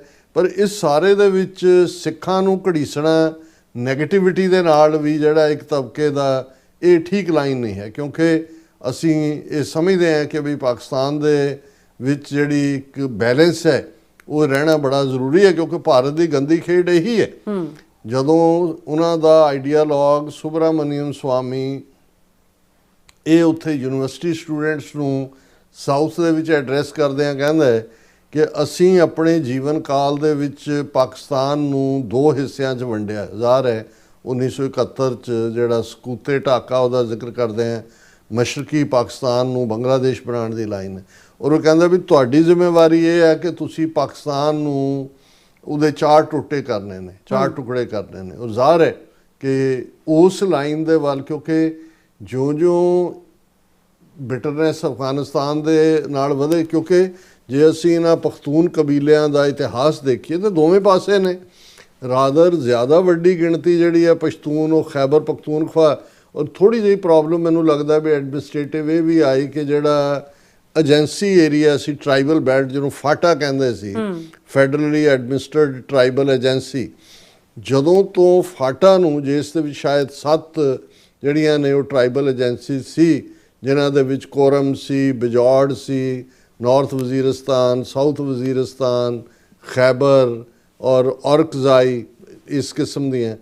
ਉਹਨੂੰ ਸ਼ਾਇਦ ਅੱਜ ਤੋਂ ਕੁਝ ਸਾਲ ਪਹਿਲਾਂ, ਮੇਰਾ ਖਿਆਲ ਹੈ ਜਦੋਂ ਇਮਰਾਨ ਖਾਨ ਪ੍ਰਾਈਮ ਮਿਨਿਸਟਰ ਸੀ, ਉਸ ਪੀਰੀਅਡ 'ਚ ਉਹਨੂੰ ਜ਼ਮ ਮਿਲਾ ਦਿੱਤਾ ਗਿਆ ਖੈਬਰ ਪਖਤੂਨਖਵਾ ਸੂਬੇ ਨਾਲ, ਜਾਂ ਅੱਗੇ ਜਾਂ ਪਿੱਛੇ, ਮੈਨੂੰ ਸਾਲ ਯਾਦ ਨਹੀਂ ਹੈ।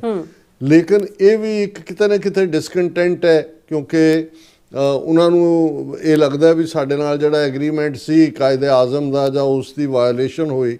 ਲੇਕਿਨ ਦੂਸਰੇ ਪਾਸੇ ਜਿਹੜੀਆਂ ਇਹ ਏਜੰਸੀ ਏਰੀਆ ਹੈ, ਉਹ ਇਸ ਲੈਵਲ ਦੇ ਉੱਤੇ ਜਿਹੜੀ ਸੋ ਕਾਲਡ ਤਹਿਰੀਕੇ ਤਾਲਿਬਾਨ, ਜਿਹਨੂੰ ਜ਼ਾਹਰ ਹੈ ਇੰਡੀਆ ਨੇ ਖੜਾ ਕੀਤਾ ਹੈ, ਫੰਡ ਵੀ ਕੀਤਾ ਹੈ, ਔਰ ਕਿਤੇ ਨਾ ਕਿਤੇ ਜਦੋਂ ਮੇਨ ਤਾਲਿਬਾਨ ਜਿਹੜੇ ਅਫਗਾਨਿਸਤਾਨ ਦੇ ਉਹ ਲੜ ਰਹੇ ਸੀ ਬਾਕੀ ਤਾਕਤਾਂ ਦੇ ਨਾਲ, ਤੇ ਤਹਿਰੀਕੇ ਤਾਲਿਬਾਨ, ਕਿਉਂਕਿ ਉਹ ਵੀ ਪਖਤੂਨ ਨੇ, ਇੱਧਰ ਵੀ ਪਖਤੂਨ ਨੇ, ਉਹਨਾਂ ਦੇ ਸਾਥੀ ਸਹਿਯੋਗੀ ਸੀ।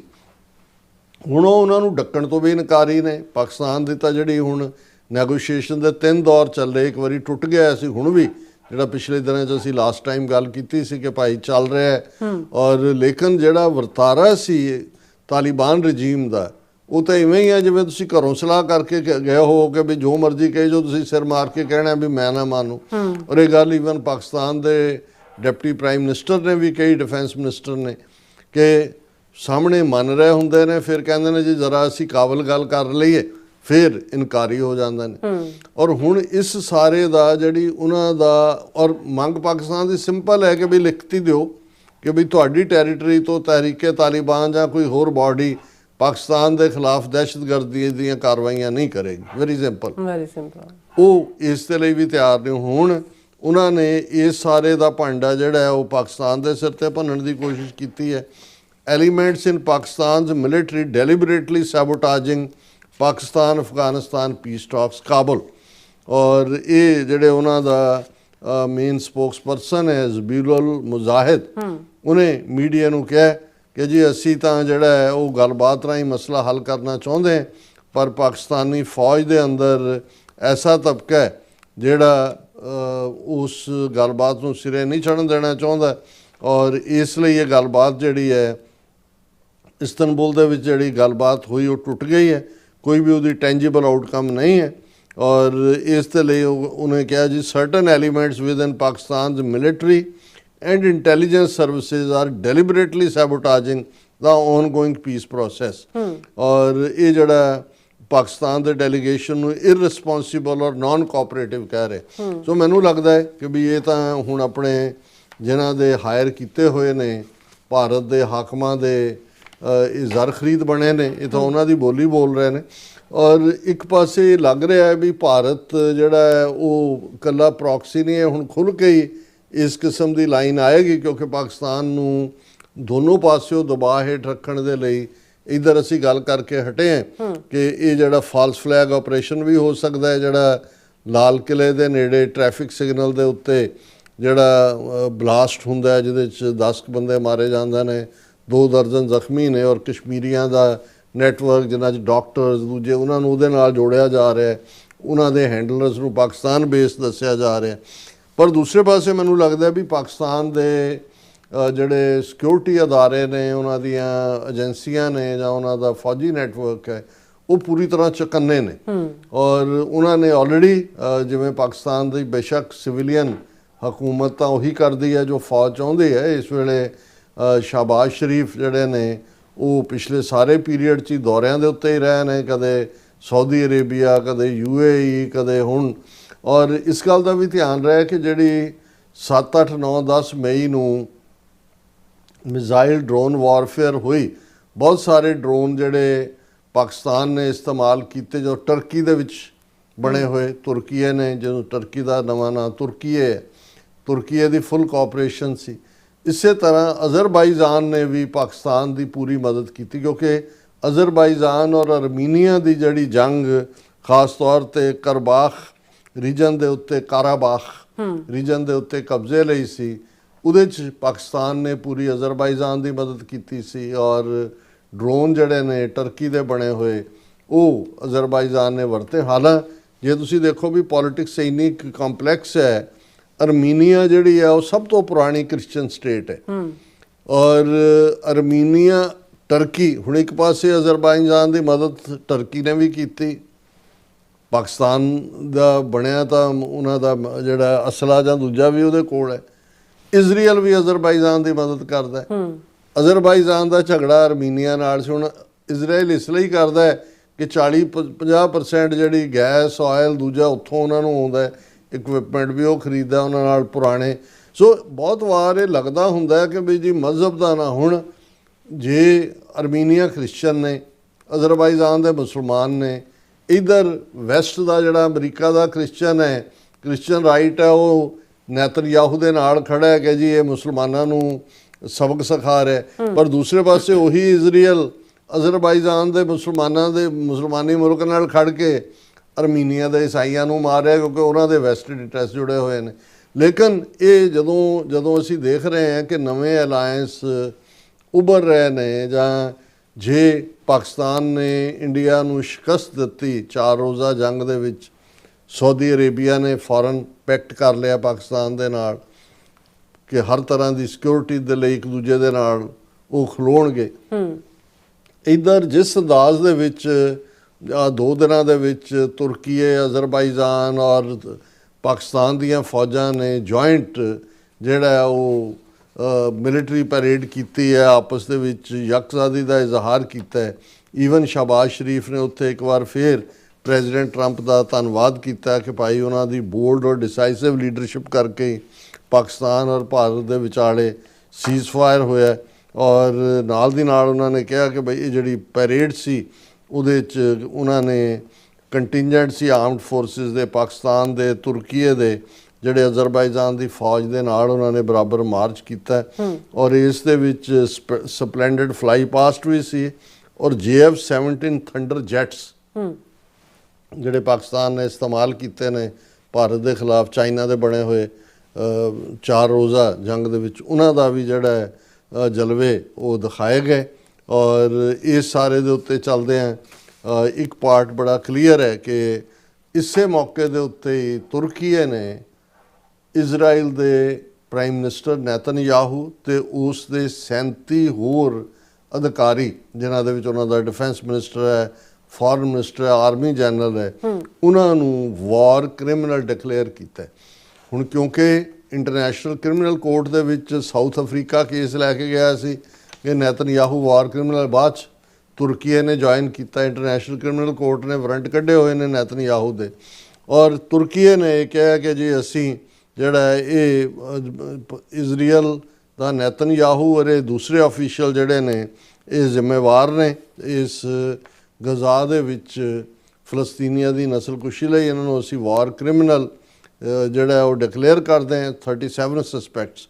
ਔਰ ਇਸ ਦੇ ਵਿੱਚ ਉਹਨਾਂ ਦਾ ਇਜ਼ਰਾਈਲ ਦਾ ਡਿਫੈਂਸ ਮਿਨਿਸਟਰ ਹੈ, Israel cards national security minister ਹੈ, ਔਰ ਆਰਮੀ ਚੀਫ ਹੈ ਲੈਫਟੀਨੈਂਟ ਜਨਰਲ ਇਯਾਲ ਜ਼ਮੀਰ। ਹਾਲਾਂਕਿ ਇਜ਼ਰਾਈਲ ਨੇ ਇਹਨੂੰ ਰਿਜੈਕਟ ਕੀਤਾ। ਉਹਨਾਂ ਨੇ ਕਿਹਾ ਕਿ ਜੀ ਇਹ ਜਿਹੜਾ ਅਰਦੋਗਾਨ ਹੈ ਉਹਦਾ ਇਹ PR ਸਟੰਟ ਹੈ, ਔਰ ਇਹ ਖੁਦ ਜਿਹੜਾ ਟਰਕਿਸ਼ ਪ੍ਰੈਜ਼ੀਡੈਂਟ ਜਿਹੜਾ ਉਹ ਟਾਇਰੈਂਟ ਹੈ। ਔਰ ਹਾਲਾਂਕਿ ਹਮਾਸ ਨੇ ਵੈਲਕਮ ਕੀਤਾ ਤੁਰਕੀ ਦੀ ਅਨਾਉਂਸਮੈਂਟ ਨੂੰ। ਹੁਣ ਇਹ ਆਪਣੇ ਆਪ ਦੇ ਵਿੱਚ ਹੋਰ ਵੀ ਇੰਪੋਰਟੈਂਟ ਬਣ ਜਾਂਦਾ ਹੈ, ਕਿਉਂਕਿ ਜਿਹੜੀ ਸਟੈਬਿਲਾਈਜੇਸ਼ਨ ਫੋਰਸ ਹੈ, ਹੁਣ ਪਹਿਲਾ ਪਾਰਟ ਤਾਂ ਜਿਹੜਾ 20 ਪੁਆਇੰਟ ਗਜ਼ਾ ਪੀਸ ਪਲਾਨ ਦਾ ਉਹ ਪੂਰਾ ਹੋ ਚੁੱਕਾ ਹੈ। ਹੁਣ ਡੈਡ ਬਾਡੀਜ਼ ਵੀ ਐਕਸਚੇਂਜ ਆਲਮੋਸਟ ਹੋ ਗਈਆਂ। ਅੱਜ ਇੱਕ ਰੈੱਡ ਕਰਾਸ ਨੇ ਜਿਹੜੀ ਹੈ ਮੋੜੀ ਹੈ। ਹੁਣ ਨੈਕਸਟ ਹੈ ਉਹਨੂੰ ਹਮਾਸ ਨੂੰ ਡਿਸਆਰਮ ਕਰਨਾ, ਔਰ ਸਟੈਬਿਲਾਈਜੇਸ਼ਨ ਫੋਰਸ ਉਹਨੂੰ ਕਿਹਾ ਜਾ ਰਿਹਾ। ਨਾ ਉਹ ਪੀਸ ਕੀਪਿੰਗ ਫੋਰਸ ਹੋਏਗੀ, ਨਾ ਉਹ ਝਗੜਾ ਨਿਬੇੜਨ ਵਾਲੀ ਫੋਰਸ ਹੋਏਗੀ। ਔਰ ਉਹਦੇ 'ਚ ਜਿਹੜਾ ਇਨੀਸ਼ੀਅਲੀ ਸੀ ਉਹਦੇ 'ਚ ਸੀ ਕਿ ਬਈ ਤੁਰਕੀਏ, ਕਿਉਂਕਿ ਪਾਕਿਸਤਾਨ, ਤੁਰਕੀਏ, ਇੰਡੋਨੇਸ਼ੀਆ, ਮਲੇਸ਼ੀਆ ਉਹਨਾਂ ਦੀ ਫੌਜ ਦੇ ਵੀ ਹੋਏਗਾ। ਇਜ਼ਰਾਈਲ ਨੇ ਆਬਜੈਕਟ ਕਰਤਾ ਕਿ ਜੀ ਤੁਰਕੀਏ ਵਾਲੀ ਨਹੀਂ ਆ ਸਕਦੇ, ਕਿਉਂਕਿ ਜਿਹੜਾ ਇਜ਼ਰਾਈਲ ਤਾਂ 1948 'ਚ ਬਣਦਾ ਹੈ, ਪਰ ਜਿਹੜਾ ਫਸਟ ਵਰਲਡ ਵਾਰ 1918 'ਚ ਖਤਮ ਹੋਇਆ, ਔਰ ਇਹ ਜਿਹੜੇ ਸਾਰੇ ਮਿਡਲ ਈਸਟ ਦੇ ਮੁਲਕ ਬਣੇ ਉਸ ਤੋਂ ਲਗਭਗ 700 ਸਾਲ ਪਹਿਲਾਂ ਫॉर 700 ਈਅਰ ਸਾਰਾ ਮਿਡਲ ਈਸਟ ਆਟੋਮੈਨ ਐਮਪਾਇਰ ਦੇ ਥੱਲੇ ਸੀ। ਔਰ ਇਜ਼ਰਾਈਲ ਨੂੰ ਇਹ ਲੱਗਦਾ ਵੀ ਤੁਰਕੀਏ ਦੀ ਹਮਦਰਦੀਆਂ ਨੇ ਹਮਾਸ ਦੇ ਨਾਲ, ਉਹ ਤਾਂ ਜੇ ਪਾਕਿਸਤਾਨ ਦੀ ਫੌਜ ਹੋਏਗੀ ਹੋਰਾਂ ਦੀਆਂ ਵੀ ਹੋਣਗੀਆਂ। ਉਹ ਤਾਂ ਉਹਨਾਂ ਨੂੰ ਇੱਕੋ ਹੀ ਸੂਟ ਕਰਦਾ ਕਿ ਭਾਈ ਜੇ ਜਿਹੜਾ ਉਹਨਾਂ ਦੀ ਇਜ਼ਰਾਈਲੀ ਫੌਜ ਹੀ ਹੋਏ, ਉਹ ਹੋਣਾ ਨਹੀਂ। ਸੋ ਮੈਨੂੰ ਇਹ ਲੱਗਦਾ ਹੈ ਕਿ ਵੀ ਬੇਸ਼ੱਕ ਵਕਤੀ ਤੌਰ ਦੇ ਉੱਤੇ ਇਹ ਜਿਹੜਾ ਪੀਸ ਗਜ਼ਾ ਦੇ ਵਿੱਚ ਸੀਜ਼ਫਾਇਰ ਹੋਲਡ ਕਰ ਰਿਹਾ ਹੈ, ਇਹ ਤੁਰਕੀ ਨੇ ਬੜਾ ਕੈਲਕੂਲੇਟਡ ਸਟੈਪ ਲਿਆ ਹੈ। ਐਨ ਇਸ ਮੌਕੇ ਦੇ ਉੱਤੇ ਉਹਨਾਂ ਨੇ 37 ਹਾਇਰ ਆਫੀਸ਼ੀਅਲ ਸਮੇਤ ਨੈਤਨਯਾਹੂ ਨੂੰ ਵਾਰ ਕ੍ਰਿਮੀਨਲ ਡਿਕਲੇਅਰ ਕੀਤਾ। ਪਰ ਜੇ ਹੁਣ ਅਸੀਂ ਅਲਾਇੰਸ ਦੀ ਗੱਲ ਕਰਦੇ ਹਾਂ, ਜੇ ਭਾਰਤ ਪਾਕਿਸਤਾਨ ਦੇ ਵਿੱਚ ਟਕਰਾਅ ਹੁੰਦਾ ਹੈ ਤੇ ਉਸ ਦੇ ਵਿੱਚ ਜ਼ਾਹਰ ਹੈ ਤੁਰਕੀ ਔਰ ਅਜ਼ਰਬਾਈਜਾਨ ਪਹਿਲਾਂ ਵਾਂਗ ਖੁੱਲ੍ਹ ਕੇ ਨਾਲ ਆਏਗਾ। ਔਰ ਇਸ ਵਾਰ ਭਾਰਤ ਦੀ ਹਮਾਇਤ ਦੇ ਉੱਤੇ ਉਹਨਾਂ ਦੇ ਜਿਹੜੀ ਪ੍ਰੋਕਸੀ ਨੇ ਅਫਗਾਨ ਤਾਲਿਬਾਨ ਸ਼ਰਾਰਤ ਕਰਨਗੇ ਵਿਦਨ। ਹੁਣ ਉਹਨਾਂ ਦੇ ਕੋਲ ਕੀ ਹੈ, ਤਾਲਿਬਾਨ ਉਹ ਤਾਂ ਇਹੀ ਧਮਕੀ ਦਿੰਦੇ ਨੇ ਨਾ, ਜੇ ਅਸੀਂ ਉਹਨਾਂ ਦੇ ਕੋਲ ਹੀ ਇੰਡਸਟਰੀ ਹੈ ਸੁਸਾਈਡ ਬੰਬਰ ਦੀ, ਕਿ ਅਸੀਂ ਇੱਥੇ ਭੇਜ ਦਿਆਂਗੇ ਉੱਥੇ ਭੇਜ ਦਿਆਂਗੇ। ਪਰ ਇਸ ਸਾਰੇ ਦੇ ਵਿੱਚ ਜਿਹੜਾ ਤੁਰਕੀ ਦਾ ਇਜ਼ਰਾਈਲ ਨੂੰ ਨੈਤਨਯਾਹੂ ਨੂੰ ਇਸ ਮੌਕੇ ਤੇ ਵਾਰ ਕ੍ਰਿਮੀਨਲ ਕਰਨਾ ਹੈ, ਮੈਨੂੰ ਇਹ ਲੱਗਦਾ ਵੀ ਗਜ਼ਾ ਵਾਲਾ ਵੀ ਜਿਹੜੀ ਹੈ ਜਿਹਨੂੰ ਉੱਥੇ ਸਟੈਬਿਲਾਈਜ਼ਿੰਗ ਫੋਰਸ ਕਿਹਾ ਜਾ ਰਿਹਾ, ਮੈਨੂੰ ਨਹੀਂ ਲੱਗਦਾ ਵੀ ਉਹ ਕੋਈ ਕਾਰਗਰ ਹੋਏਗੀ। ਤੁਰਕੀ ਤੇ ਪਾਕਿਸਤਾਨ ਦਾ ਵੀ ਅਲਾਇੰਸ ਹੈ, ਪਾਕਿਸਤਾਨ ਵੀ ਜਿਹੜਾ ਹੈ ਉਸ ਦੇ ਉੱਤੇ ਫਿਰ ਬਿਨਾਂ ਤੁਰਕੀ ਦੀ ਮਰਜ਼ੀ ਦੇ ਜਿਹੜਾ ਉਹ ਸ਼ਾਇਦ ਆਪਣੀ ਫੋਰਸ ਨਾ ਦੇ। ਸੋ ਕਾਫੀ ਕੰਪਲੈਕਸ ਸਿਚੁਏਸ਼ਨ ਹੈ ਇਸ ਵੇਲੇ। ਜੀ ਡਾਕਟਰ ਸਾਹਿਬ ਬਿਲਕੁਲ। ਸੋ ਇੱਥੇ ਲੈਣਾ ਬ੍ਰੇਕ। ਵਿਊਅਰਸ ਤੁਸੀਂ ਇਸੇ ਤਰ੍ਹਾਂ ਬਣੇ ਰਹਿਣਾ, ਮਿਲਦੇ ਹਾਂ ਛੋਟੇ ਜਿਹੇ ਬ੍ਰੇਕ ਤੋਂ ਬਾਅਦ।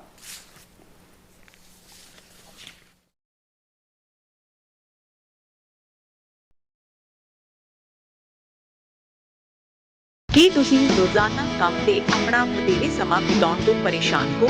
ਆਪਣੀ ਪੂੰਜੀ ਨੂੰ ਕੰਮ ਤੇ ਲਗਾਓ, ਸਾਡੇ ਨਾਲ ਇਨਵੈਸਟ ਕਰੋ। ਅਸੀਂ ਤੁਹਾਡੀ ਪੂੰਜੀ ਤੋਂ ਤੁਹਾਡੇ ਲਈ ਵਧੇਰੇ ਪੈਸੇ ਬਣਾ ਸਕਦੇ ਹਾਂ। ਅਸੀਂ ਪ੍ਰਾਈਵੇਟ ਇਕੁਇਟੀ ਇਨਵੈਸਟਮੈਂਟ ਫਰਮ ਹਾਂ ਤੇ ਕਮਰਸ਼ੀਅਲ ਰੀਅਲ ਏਸਟੇਟ ਵਿੱਚ ਮਾਹਿਰ ਹਾਂ। Property management, leasing, asset management, commercial real estate investment ਵਿੱਚ ਸਾਰੀਆਂ ਸੇਵਾਵਾਂ ਲਈ ਅਮਰੀਕਾ ਭਰ ਤੋਂ ਤੁਸੀਂ ਸਾਡੇ ਤੱਕ ਪਹੁੰਚ ਕਰ ਸਕਦੇ ਹੋ। ਆਜ਼ਾਦ ਕਮਰਸ਼ੀਅਲ ਰੀਅਲਟੀ ਸਰਵਿਸਿਜ਼ ਤੇ Azad family trust, Sangrup post road, suite number 204, Houston, Texas. ਤੁਸੀਂ ਸਾਨੂੰ ਸਾਡੇ ਫੋਨ ਨੰਬਰ 7136861277 ਤੇ ਸੰਪਰਕ ਕਰ ਸਕਦੇ ਹੋ। ਆਜ਼ਾਦ ਕਮਰਸ਼ੀਅਲ ਰੀਅਲਟੀ ਸਰਵਿਸਿਜ਼। ਕੀ ਤੁਸੀਂ ਆਪਣੇ ਟੈਕਸਸ ਨੂੰ ਲੈ ਕੇ ਚਿੰਤਤ ਹੋ? ਤੁਸੀਂ ਆਪਣੀ ਕਮਾਈ ਲਈ ਮਿਹਨਤ ਕਰਦੇ ਹੋ, ਭਾਵੇਂ ਤੁਸੀਂ ਨੌਕਰੀ ਵਿੱਚ ਹੋਵੋ ਜਾਂ ਆਪਣਾ ਬਿਜ਼ਨਸ ਚਲਾਉਂਦੇ ਹੋ। ਜਦੋਂ ਟੈਕਸ ਭਰਨ ਦਾ ਸਮਾਂ ਆਉਂਦਾ ਹੈ ਤਾਂ ਤੁਹਾਨੂੰ ਇੱਕ ਭਰੋਸੇਯੋਗ ਟੈਕਸ ਅਕਾਊਂਟੈਂਟ ਦੀ ਲੋੜ ਹੈ ਜੋ ਟੈਕਸ ਬੈਲੈਂਸ ਦਾ ਤੁਹਾਡੇ ਪੱਖ ਵਿੱਚ ਜਾਣਾ ਯਕੀਨੀ ਬਣਾਵੇ। ਸਿਆਟਲ ਦੀ ਜਾਣੀ ਪਛਾਣੀ company Accurate accountants and Taxes ਤੁਹਾਡੀ ਸੇਵਾ ਵਿੱਚ ਹਾਜ਼ਰ ਹੈ। ਅਸੀਂ ਹਰ ਤਰ੍ਹਾਂ ਦੇ ਟੈਕਸ ਭਰਨ ਵਿੱਚ ਤੁਹਾਡੀ ਮਦਦ ਕਰਾਂਗੇ। ਟੈਕਸ ਸੰਬੰਧੀ ਕਿਸੇ ਵੀ ਤਰ੍ਹਾਂ ਦੇ ਸਵਾਲ ਲਈ ਅੱਜ ਹੀ ਸਾਡੇ ਤੱਕ ਪਹੁੰਚ ਕਰੋ। Accurate accountants and Texas.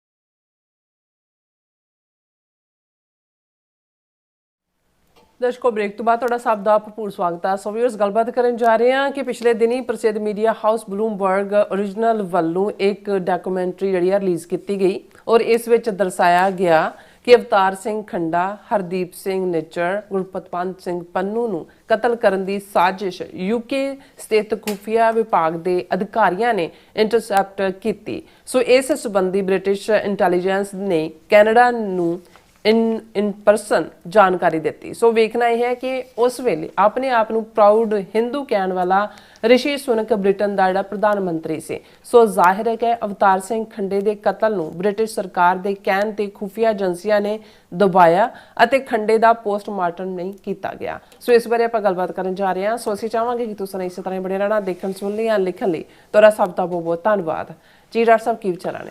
ਦੇਖੋ, ਪਿਛਲੇ ਦਿਨਾਂ 'ਚ ਬਲੂਮਬਰਗ ਓਰੀਜਨਲਸ ਵੱਲੋਂ ਇੱਕ ਡਾਕੂਮੈਂਟਰੀ ਜਿਹੜੀ ਰਿਲੀਜ਼ ਹੋਈ ਔਰ ਜਿਸ ਦੀ ਡਾਕੂਮੈਂਟੇਸ਼ਨ ਵੀ ਆਲਮੋਸਟ 16-17 ਸਫ਼ੇ ਦੀ ਉਹਦੀ ਰਿਪੋਰਟ ਸੀ, ਕਿਉਂਕਿ ਅਸੀਂ ਫਰਾਈਡੇ ਦਾ ਸ਼ੋਅ ਨਹੀਂ ਕੀਤਾ, ਅਦਰਵਾਈਜ਼ ਅਸੀਂ ਹੋਰ ਡੀਟੇਲ 'ਚ ਇਹਨੂੰ ਡਿਸਕਸ ਕਰਨਾ ਸੀ। ਬਹੁਤ ਸਾਰੇ ਪਹਿਲੂ ਇਹਦੇ ਹੁਣ ਡਿਸਕਸ ਅੱਡ-ਅੱਡ ਜਿਹੜੇ ਪੰਥਕ ਚੈਨਲ ਨੇ ਔਰ ਯੂਟਿਊਬਰ ਨੇ ਜਾਂ ਦੂਸਰਾ ਮੀਡੀਆ। ਔਰ ਦਿਲਚਸਪ ਗੱਲ ਇਹ ਹੈ ਵੀ ਇਸ ਵਾਰ ਈਵਨ ਭਾਰਤੀ ਮੀਡੀਆ, ਉਹਨਾਂ ਦਾ ਪ੍ਰਿੰਟ ਮੀਡੀਆ ਵੀ ਸਣੇ PTI ਦਾ ਹਿੰਦੂ ਆਦ ਉਹ ਇਸ ਸਟੋਰੀ ਨੂੰ ਕਿਲ ਨਹੀਂ ਕਰ ਸਕੇ, ਕਿਉਂਕਿ ਬਲੂਮਬਰਗ ਓਰੀਜਨਲ ਇੰਨਾ ਵੱਡਾ, ਇੰਨਾ ਪ੍ਰੈਸਟੀਜੀਅਸ, ਕ੍ਰੈਡੀਬਲ ਨੈਟਵਰਕ ਹੈ ਔਰ ਇੰਨੀ ਬੋਲਡ ਸਟੋਰੀ ਹੈ ਕਿ ਈਵਨ ਇੰਡੀਅਨ ਮੀਡੀਆ ਜਾਂ ਉਹਨਾਂ ਦੇ ਯੂਟਿਊਬਰਸ ਦੀ ਵੀ ਮਜਬੂਰੀ ਬਣੀ ਕਿ ਇਸ ਨੂੰ ਡਿਸਕਸ ਕਰਨ। ਹਾਲਾਂਕਿ ਹਰ ਇੱਕ ਨੇ ਆਪੋ ਆਪਣੀ ਇਹਨੂੰ ਜਿਹੜੀ ਹੈ ਉਹ ਸ਼ਿਫਟ ਦੇਣ ਦੀ ਕੋਸ਼ਿਸ਼ ਕੀਤੀ ਜਾਂ ਆਪੋ ਆਪਣਾ ਐਂਗਲ ਦੇਣ ਦੀ ਕੋਸ਼ਿਸ਼ ਕੀਤੀ।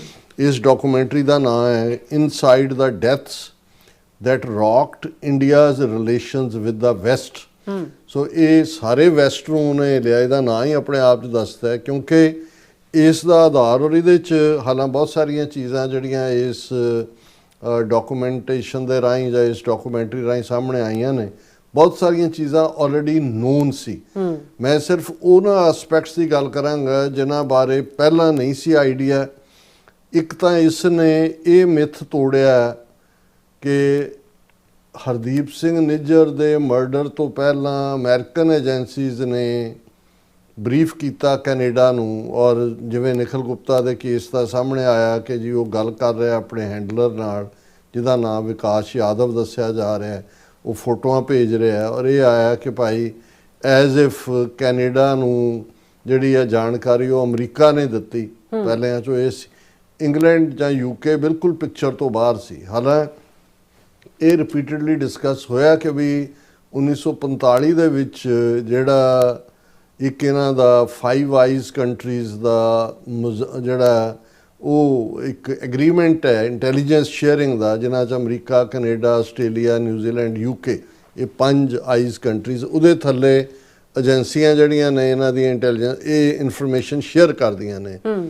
ਔਰ ਇਹਦੇ 'ਚ ਵੀ ਕੋਈ ਸ਼ੱਕ ਨਹੀਂ ਹੈ ਕਿ ਪਾਲੋ ਆਲਟੋ ਕੈਲੀਫੋਰਨੀਆ ਦੇ ਵਿੱਚ 5 ਆਈਜ਼ ਕੰਟਰੀਜ਼ ਦੇ ਜਿਹੜੇ ਇੰਟੈਲੀਜੈਂਸ ਚੀਫ ਨੇ ਉਹ FBI ਦੇ ਚੀਫ ਦੇ ਸੱਦੇ 'ਤੇ ਆਏ, ਔਰ ਉਸ ਦਾ ਵੀ ਜ਼ਿਕਰ ਅਸੀਂ ਲਗਾਤਾਰ ਕਰਦੇ ਰਹੇ ਕਿਉਂਕਿ ਹੁਣ ਤਾਂ ਆਲਮੋਸਟ 2 ਸਾਲ ਤੋਂ ਜ਼ਿਆਦਾ ਦਾ ਸਮਾਂ, ਜਦੋਂ ਅਸੀਂ ਜੂਨ ਤੋਂ ਦੇਖਦੇ ਹਾਂ ਕਿ 15 ਜੂਨ 2023 ਨੂੰ ਭਾਈ ਅਵਤਾਰ ਸਿੰਘ ਖੰਡਾ ਦਾ ਮਰਡਰ ਕੈਮੀਕਲ ਵੈਪਨ ਰਾਹੀਂ ਹੁੰਦਾ ਹੈ, 18 ਜੂਨ 2023 ਨੂੰ ਹਰਦੀਪ ਸਿੰਘ ਨਿੱਜਰ ਦਾ, ਔਰ ਜੂਨ ਦੇ ਉਹਨਾਂ ਦਿਨਾਂ ਦੇ ਵਿੱਚ ਹੀ ਗੁਰਪਤਵੰਤ ਪੰਨੂ ਮਰਡਰ ਪਲਾਟ ਨੂੰ ਫਾਈਲ ਕੀਤਾ ਏਜੰਸੀਆਂ ਨੇ, ਔਰ 29 ਜੂਨ ਨੂੰ ਇਹਨੂੰ ਨਿਖਿਲ ਗੁਪਤੇ ਨੂੰ ਉੱਥੇ ਚੈੱਕ ਰਿਪਬਲਿਕ ਦੇ ਵਿੱਚ ਤਾੜ ਦਿੱਤਾ ਗਿਆ, ਸਾਲ ਬਾਅਦ ਐਕਸਟ੍ਰਾਡਾਈਟ ਕਰਕੇ ਲਿਆਂਦਾ। ਹੁਣ ਮੋਸਟ ਲਾਈਕਲੀ 14 ਨਵੰਬਰ ਨੂੰ ਸਾਹਮਣੇ ਆਏਗਾ ਕਿ ਟ੍ਰਾਇਲ ਡੇਟਸ ਕੀ ਹੁੰਦੀਆਂ ਨੇ। ਲੇਕਿਨ ਇੱਕ ਗੱਲ ਲੱਗ ਰਹੀ ਸੀ ਕਿ ਵੀ ਕਿਉਂਕਿ ਅਮਰੀਕਾ ਦਾ ਅੰਡਰ ਕਵਰ ਏਜੰਟ ਹੀ ਜਿਹੜਾ ਉਹਦੇ ਨਾਲ ਹੀ ਨਿਖਿਲ ਗੁਪਤਾ ਡੀਲ ਕਰ ਰਿਹਾ ਸੀ, ਔਰ ਉਹ ਬੋਸਟ ਕਰ ਰਿਹਾ ਸੀ ਉਹਨੂੰ ਕਿ ਜੀ ਦੇਖੋ ਹਰਦੀਪ ਸਿੰਘ ਨਿੱਜਰ ਨੂੰ ਅਸੀਂ ਜਿਹੜਾ ਉਹ ਮਾਰਤਾ, ਉਹਦੀਆਂ ਫੋਟੋਆਂ ਵੀ ਨਾਲ ਦੀ ਨਾਲ ਭੇਜੀਆਂ। ਲੇਕਿਨ ਇਸ ਸਾਰੇ 'ਚ ਜਿਹੜਾ ਡਾਰਕ ਹਾਰਸ ਸੀ ਇਹ ਕਦੇ ਵੀ ਸਾਹਮਣੇ ਨਹੀਂ ਸੀ ਆਇਆ ਕਿ ਇਨਫੈਕਟ ਜਿਹੜਾ ਪ੍ਰਾਈਮ ਇੰਟਰਸੈਪਟਰ ਸੀ ਇੰਡੀਅਨ ਏਜੰਸੀਆਂ ਦੀਆਂ ਦੇ ਖੁਫੀਆ ਵਿਭਾਗ ਦੀ ਜਿਹੜੀ ਆਪਸੀ ਕਨਵਰਸੇਸ਼ਨ ਹੈ ਉਹ ਬ੍ਰਿਟਿਸ਼ MI6 ਹੈ, ਉਹਨਾਂ ਦੀ ਖੁਫੀਆ ਏਜੰਸੀ ਹੈ, ਜਾਂ ਜਿਸ ਬਾਰੇ ਉਹਨਾਂ ਨੇ ਕਿਹਾ ਕਿ ਜੀ ਜਿਹੜਾ ਉਹਨਾਂ ਦਾ ਇੱਕ ਹੀਅਰਿੰਗ ਬੇਸ ਹੈ ਉਹ UK governments communications headquarter which referred to as the country's listening post। ਇਹ ਕਮਿਊਨੀਕੇਸ਼ਨ ਹੈੱਡਕੁਆਰਟਰ GCHQ ਹੈ UK ਗਵਰਨਮੈਂਟ ਦਾ, ਜਿਨ੍ਹਾਂ ਨੇ ਜਿਹੜੇ ਉੱਥੋਂ ਅਜੀਤ ਡੋਵਲ ਜੋ ਹਦਾਇਤਾਂ ਦੇ ਰਿਹਾ ਉਹਨਾਂ ਦੇ ਕੋਲ ਇਹ ਜਾਣਕਾਰੀ ਸੀ, ਔਰ ਉਹਦੇ 'ਚ ਬੜਾ ਕਲੀਅਰ ਹੈ ਕਿ ਉਹਨਾਂ ਨੇ ਬ੍ਰਿਟਿਸ਼ ਇੰਟੈਲੀਜੈਂਸ ਦੇ ਕੋਲ ਜਾਣਕਾਰੀ ਪਹੁੰਚਦੀ ਹੈ ਕਿ ਇੰਡੀਅਨ ਏਜੰਸੀਆਂ 3 ਉਹਨਾਂ ਦੇ ਨਿਸ਼ਾਨੇ ਨੇ ਪ੍ਰਾਈਮ। ਹਾਲਾਂਕਿ ਜਦੋਂ ਉਹਦੀ ਡੀਟੇਲ ਸਾਹਮਣੇ ਆਉਂਦੀ ਹੈ ਉਹਦੇ 'ਚ ਆਉਂਦਾ ਕਿ then the others after that। ਲੇਕਿਨ ਉਹਨਾਂ ਤਿੰਨਾਂ ਦੇ ਵਿੱਚ ਅਵਤਾਰ ਸਿੰਘ ਖੰਡਾ, ਕਿਉਂਕਿ ਅਵਤਾਰ ਸਿੰਘ ਖੰਡੇ ਦਾ ਜਿਨ੍ਹਾਂ ਸਰਕਮਸਟਾਂਸਿਸ ਦੇ ਵਿੱਚ ਉਹਨਾਂ ਦੀ ਡੈਥ ਹੁੰਦੀ ਹੈ, ਮਿਸਟੀਰੀਅਸ ਲਫ਼ਜ਼ ਇਸਤੇਮਾਲ ਹੋਇਆ ਕਈ ਥਾਂ 'ਤੇ, ਸਾਨੂੰ ਕਦੇ ਵੀ ਸ਼ੱਕ ਨਹੀਂ ਸੀ, ਇਸ ਲਈ ਅਸੀਂ ਕੋਈ ਇਹਦੇ 'ਚ ਐਂਬੀਗੁਇਟੀ ਨਹੀਂ ਰੱਖੀ। ਪਹਿਲੇ ਦਿਨ ਤੋਂ ਰਿਪੀਟਡਲੀ ਕਿਹਾ ਕਿ ਅਵਤਾਰ ਸਿੰਘ, ਕਿਉਂਕਿ ਜਦੋਂ ਤੁਸੀਂ ਉਹ ਸਾਰੇ ਟਾਈਮ ਫਰੇਮ ਨੂੰ ਦੇਖਦੇ ਹੋ ਵੀ ਆਲਰੇਡੀ 6 ਮਈ 2023 ਨੂੰ ਲਾਹੌਰ ਦੇ ਵਿੱਚ ਭਾਈ ਪਰਮਜੀਤ ਸਿੰਘ ਪੰਜਵੜ ਦਾ ਮਰਡਰ ਹੁੰਦਾ ਤਾਂ ਗੋਲੀਆਂ ਮਾਰ ਕੇ ਕੀਤਾ ਜਾਂਦਾ। 15 ਜੂਨ ਨੂੰ ਅਵਤਾਰ ਸਿੰਘ ਖੰਡੇ ਦਾ, ਜਦੋਂ ਕਿ ਉਸ ਤੋਂ 10 ਦਿਨ ਪਹਿਲਾਂ ਉਹ ਪ੍ਰੋਟੈਸਟ ਦੇ ਵਿੱਚ ਵੀ ਸ਼ਾਮਲ ਹੋ ਰਿਹਾ, ਘੱਲੂਘਾਰੇ ਦੇ ਬਿਲਕੁਲ ਹੀਅਰ ਐਂਡ ਹਾਰਟੀ ਐਡਰੈਸ ਵੀ ਕਰ ਰਿਹਾ ਜਾਵੇ, ਅਚਾਨਕ ਹਸਪੀਟਲਾਈਜ਼ ਹੁੰਦਾ ਹੈ। ਇਹ ਹੁੰਦਾ ਹੈ ਜੀ ਕਿ ਲਿਊਕੀਮੀਆ ਬਲੱਡ ਕੈਂਸਰ ਦੀ ਫਾਈਨਲ ਸਟੇਜ, ਵਿਦਨ 3 ਡੇਜ਼ ਜਿਹੜਾ ਉਸ ਦੀ ਮੌਤ ਹੋ ਜਾਂਦੀ ਹੈ, ਉਸ ਦਾ ਪੋਸਟਮਾਰਟਮ ਨਹੀਂ ਹੋਣ ਦਿੱਤਾ ਜਾਂਦਾ। ਉਹਦੀ ਮਦਰ ਔਰ ਭੈਣ ਨੂੰ ਉੱਥੋਂ ਵੀਜ਼ਾ ਨਹੀਂ ਦਿੱਤਾ ਜਾਂਦਾ। ਬਿਲਕੁਲ ਇੱਥੇ ਜਿਹੜਾ ਇੰਨੇ ਦਿਨ ਵਕੀਲ ਦੂਜੇ ਤੀਜੇ ਉਹਨਾਂ ਦੀ ਜਿਹੜਾ ਅਪਰੋਚ ਵੀ ਕੀਤਾ ਜਾਂਦਾ ਹੈ, ਲੇਕਿਨ ਬਿਨਾਂ ਕਿਸੇ ਤੋਂ ਉਹਨੂੰ ਜਿਹੜਾ ਇਹ ਕਹਿੰਦੇ ਨੇ ਜੀ ਕੋਈ ਸ਼ੱਕ ਦੀ ਗੁੰਜਾਇਸ਼ ਨਹੀਂ, ਔਰ ਉਹਦਾ ਸੰਸਕਾਰ ਕਰ ਦਿੱਤਾ ਜਾਂਦਾ ਕੁਝ ਹਫ਼ਤੇ ਬਾਅਦ। ਹੁਣ ਇਹ ਆਪਣੇ ਆਪ ਦੇ ਵਿੱਚ ਲੱਗ ਰਿਹਾ ਸੀ ਕਿ ਕੁਝ ਐਸਾ ਹੈ ਜਿਹੜਾ ਲੁਕੋਇਆ ਜਾ ਰਿਹਾ। ਔਰ ਹੁਣ ਇਹ ਠੀਕ ਹੈ ਵੀ ਕੈਨੇਡਾ ਦੇ ਵਿੱਚ Hardeep Singh Nijjar murder case trial 'ਚ ਹੈ, ਜਾਏਗਾ, ਸਜ਼ਾਵਾਂ ਹੋਣਗੀਆਂ, ਇਹ 14 ਨਵੰਬਰ ਤੋਂ। ਲੇਕਿਨ ਇਸ ਸਾਰੇ 'ਚ ਜਿਹੜਾ ਡਾਰਕ ਹਾਰਸ ਹੈ ਔਰ ਜਿਹਦੇ ਲਈ ਜ਼ਿੰਮੇਵਾਰ ਮੈਂ ਸਮਝਦਾ ਵੀ ਪ੍ਰਾਊਡ ਹਿੰਦੂ ਸ਼ਸ਼ੀ ਥਰੂਰ, ਜਿਹੜਾ ਕਿ 25 ਅਕਤੂਬਰ 2022 ਨੂੰ ਪ੍ਰਾਈਮ ਮਿਨਿਸਟਰ ਬਣਿਆ, ਉਹਨੇ ਆਪਣੀਆਂ ਕਿੰਨੀਆਂ ਪ੍ਰੈਜੈਂਟੇਸ਼ਨ 'ਚ ਕਿਹਾ ਕਿ I M A proud Hindu. 5 ਜੁਲਾਈ 2024 ਨੂੰ ਉਹਨੇ ਅਹੁਦਾ ਛੱਡਿਆ। ਹੁਣ ਕਿਉਂਕਿ ਇਹ ਪ੍ਰਾਊਡ ਹਿੰਦੂ ਰਿਸ਼ੀ ਸੂਨਕ ਦੇ ਪੀਰੀਅਡ ਦੇ ਵਿੱਚ ਇਹ ਜਾਣਕਾਰੀ ਬ੍ਰਿਟਿਸ਼ ਇੰਟੈਲੀਜੈਂਸ ਦੇ ਕੋਲ ਆਉਂਦੀ ਹੈ ਤਿੰਨਾਂ ਦੇ ਮਰਡਰ ਦੀ। ਫਿਰ ਇਹਦੇ ਜਿਹੜਾ ਇੱਕ ਪਾਰਟ ਸੀ ਕਿ ਵੀ ਇਹ ਇੰਨੀ ਇੰਪੋਰਟੈਂਟ ਔਰ ਸੈਂਸਿਟਿਵ ਇਨਫੋਰਮੇਸ਼ਨ ਸੀ ਕਿ ਉਹਨਾਂ ਦੀ ਇੰਟੈਲੀਜੈਂਸ ਨੇ ਕੈਨੇਡਾ ਵਾਲਿਆਂ ਨੂੰ ਕੋਈ ਈਮੇਲ ਨਹੀਂ ਭੇਜੀ, ਕੋਈ ਹੋਰ ਨਹੀਂ ਕੀਤਾ, ਉਹਨਾਂ ਨੇ ਆਪਣੇ ਬੰਦੇ ਡਿਸਪੈਚ ਕੀਤਾ ਜਿਹੜਾ ਜਾ ਕੇ ਇਨ ਪਰਸਨ ਕੈਨੇਡੀਅਨ ਸੀਸਸ ਨੂੰ ਦੇਗਾ। ਫਿਰ ਕੈਨੇਡਾ ਦੇ ਵੀ ਸਾਰੇ ਸੀਸਸ ਵਾਲਿਆਂ ਨੂੰ ਇਹ ਓਪਨ ਜਾਣਕਾਰੀ ਨਹੀਂ ਦਿੱਤੀ ਗਈ, ਸੈਲੈਕਟ ਫਿਊ ਨੂੰ ਦਿੱਤੀ ਗਈ ਕਿ ਇਹ ਜਿਹੜੀ ਹੈ ਇਹ ਲੀਕ ਨਾ ਹੋ ਜਾਏ। ਸੋ ਜੇ ਇਸ ਲੈਵਲ ਉਦੋਂ ਤੱਕ ਅਵਤਾਰ ਸਿੰਘ ਖੰਡੇ ਦਾ ਮਰਡਰ ਇੰਗਲੈਂਡ ਦੇ ਵਿੱਚ ਹੋ ਗਿਆ, ਇੱਧਰ 3 ਦਿਨ ਬਾਅਦ ਹਰਦੀਪ ਸਿੰਘ ਨਿੱਜਰ ਦਾ ਹੋ ਗਿਆ। ਸੋ ਕੈਨੇਡਾ ਜ਼ਾਹਰ ਹੈ ਕਿ ਵੀ ਜੇ ਉਹਨਾਂ ਨੇ ਕੈਨੇਡੀਅਨ ਇੰਟੈਲੀਜੈਂਸ ਨੂੰ ਇਹ ਜਾਣਕਾਰੀ ਦਿੱਤੀ ਔਰ ਹਰਦੀਪ ਸਿੰਘ ਨਿੱਜਰ ਨੂੰ 2-3 ਦਿਨ ਪਹਿਲਾਂ ਡਿਊਟੀ ਟੂ ਵਾਰ ਨੋਟਿਸ ਦਿੱਤਾ ਹੈ, ਸੋ ਆਲਰੇਡੀ ਅਵਤਾਰ ਸਿੰਘ ਖੰਡੇ ਦੇ ਮਰਡਰ ਬਾਰੇ ਜਿਹੜਾ ਉਹਨਾਂ ਨੂੰ ਪਤਾ ਸੀ, ਉਹ ਉਹਨਾਂ ਨੇ ਸਪਰੈਸ ਕੀਤਾ ਜਾਂ ਉਹਨਾਂ ਨੇ ਰੋਕਿਆ ਨਹੀਂ। ਤੇ ਜਦੋਂ ਹੋ ਗਿਆ ਖੰਡੇ ਦਾ ਮਰਡਰ, ਫਿਰ ਉਹਦੇ ਤੇ ਉਹਨਾਂ ਨੇ ਜਿਹੜਾ ਉਹਨੂੰ ਕਵਰ ਅਪ ਕੀਤਾ, ਨਾ ਉਹਦਾ ਪੋਸਟਮਾਰਟਮ ਕੀਤਾ, ਨਾ ਉਹਨੂੰ ਜਿਹੜਾ ਭਾਰਤ ਦੇ ਉਹਨੂੰ ਨੈਚੁਰਲ ਇੱਕ ਦਿਖਾਉਣ ਦੀ ਕੋਸ਼ਿਸ਼ ਕੀਤੀ। ਔਰ ਇਹ ਜਿਹੜੀ ਆਪਣੇ ਆਪ ਦੇ ਵਿੱਚ ਮੈਂ ਸਮਝਦਾ ਕਿ ਵੀ ਜਿਹੜੀ ਖੁੱਲ੍ਹ ਕੇ ਜਾਣਕਾਰੀ ਸਾਹਮਣੇ ਆਈ ਹੈ, ਉਹ ਬ੍ਰਿਟਿਸ਼ ਇੰਟੈਲੀਜੈਂਸ ਏਜੰਸੀ ਦਾ ਅਗੇਨ ਇਸ ਦੇ ਵਿੱਚ ਰੋਲ, ਔਰ ख़ास ਤੌਰ ਤੇ ਰਿਸ਼ੀ ਸੂਨਕ ਦਾ, ਜਿਹਨੇ ਹੁਣ ਜਸਟਿਨ ਔਰ ਇਸ ਸਾਰੇ ਨੇ ਜਸਟਿਨ ਟਰੂਡੋ ਦੀ ਪੋਜੀਸ਼ਨ ਨੂੰ ਹੋਰ ਕਲੀਅਰ ਕਰ ਦਿੱਤਾ ਹੈ। ਉਹਨੂੰ ਜਿਹੜਾ ਉਸ ਦੇ ਉੱਤੇ ਭਾਰਤੀ ਏਜੰਸੀਆਂ ਮੀਡੀਆ ਕਿ ਜੀ ਉਹਨੇ ਹਰਦੀਪ ਨਿੱਜਰ ਦੇ ਮਰਡਰ ਦਾ ਚਾਰਜ ਲਾਇਆ, ਪ੍ਰੂਫ ਕੋਈ ਨਹੀਂ।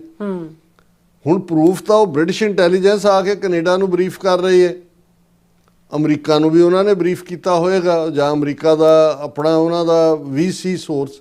ਲੇਕਿਨ ਜਿਹੜਾ ਇਹ ਸਾਰੇ ਚੋਂ ਨਿਕਲ ਕੇ ਆਉਂਦਾ ਕਿ ਰਿਸ਼ੀ ਸੂਨਕ ਵਾਰ ਇਹ ਸਾਰੇ ਦੇ ਉੱਤੇ ਉਹਦਾ ਅਵਤਾਰ ਸਿੰਘ ਖੰਡੇ ਦਾ ਜਿਹੜਾ ਖੂਨ ਹੈ ਉਸ ਦੇ ਲਈ ਜਿਹੜਾ ਉਹ ਰਿਸ਼ੀ ਸੂਨਕ ਜ਼ਿੰਮੇਵਾਰ ਹੈ। ਔਰ ਇਹ ਸਾਰੇ ਦੇ ਚਲਦਿਆਂ ਮੈਂ ਸਮਝਦਾ ਕਿ ਵੀ ਹਾਲਾਂ ਈਵਨ ਜਿਹੜੀ ਇਹਨਾਂ ਦੀ PTI ਸਟੋਰੀ ਜਾਂ ਦੂਜੇ ਸਿੱਖ ਫੈਡਰੇਸ਼ਨ UK ਨੇ ਵੀ ਇਸ ਦੇ ਉੱਤੇ ਬ੍ਰਿਟਿਸ਼ ਨੂੰ ਜਿਹੜਾ ਉਹ ਕਰਾਰੇ ਹੱਥੀਂ ਲਿਆ। ਉਹਨਾਂ ਨੇ ਕਿਹਾ ਕਿ ਬਈ ਜੇ ਇਹ ਬ੍ਰਿਟਿਸ਼ ਇੰਟੈਲੀਜੈਂਸ ਕੋਲ ਜਾਣਕਾਰੀ ਸੀ, ਜਦੋਂ ਸਿੱਖ MPs ਨੇ ਅਵਤਾਰ ਸਿੰਘ ਖੰਡਾ ਦੇ ਮਰਡਰ ਬਾਰੇ ਜਿਹੜੇ ਆ ਉਹ ਪੁੱਛੇ ਸਵਾਲ, ਪਾਰਲੀਮੈਂਟ ਜਾਣਕਾਰੀ ਚਾਹੀ, ਉਹਨਾਂ ਨੂੰ ਵੀ ਬਰੀਫ ਨਹੀਂ ਕੀਤਾ ਗਿਆ ਕਿ ਬਈ ਆਲਰੇਡੀ ਬ੍ਰਿਟਿਸ਼ ਇੰਟੈਲੀਜੈਂਸ ਦੇ ਕੋਲ ਸੀ ਕਿ ਅਵਤਾਰ ਸਿੰਘ ਖੰਡਾ ਜਿਹੜਾ ਉਹਨਾਂ ਦੇ ਟਾਰਗੇਟ ਦੇ ਉੱਤੇ ਹੈ। ਔਰ ਇਹ ਜਿਹੜਾ ਅਸੀਂ ਸਮਝਦੇ ਹਾਂ ਕਿ ਵੀ ਇਸ ਦੇ ਉੱਤੇ ਜਿਹੜਾ ਇਹਨੂੰ ਰਿਸ਼ੀ ਸੂਨਕ ਨੂੰ ਔਰ ਇੰਗਲੈਂਡ ਦੀਆਂ ਏਜੰਸੀਆਂ ਨੂੰ ਜਵਾਬਦੇਹ ਠਹਿਰਾਇਆ ਜਾਣਾ ਚਾਹੀਦਾ।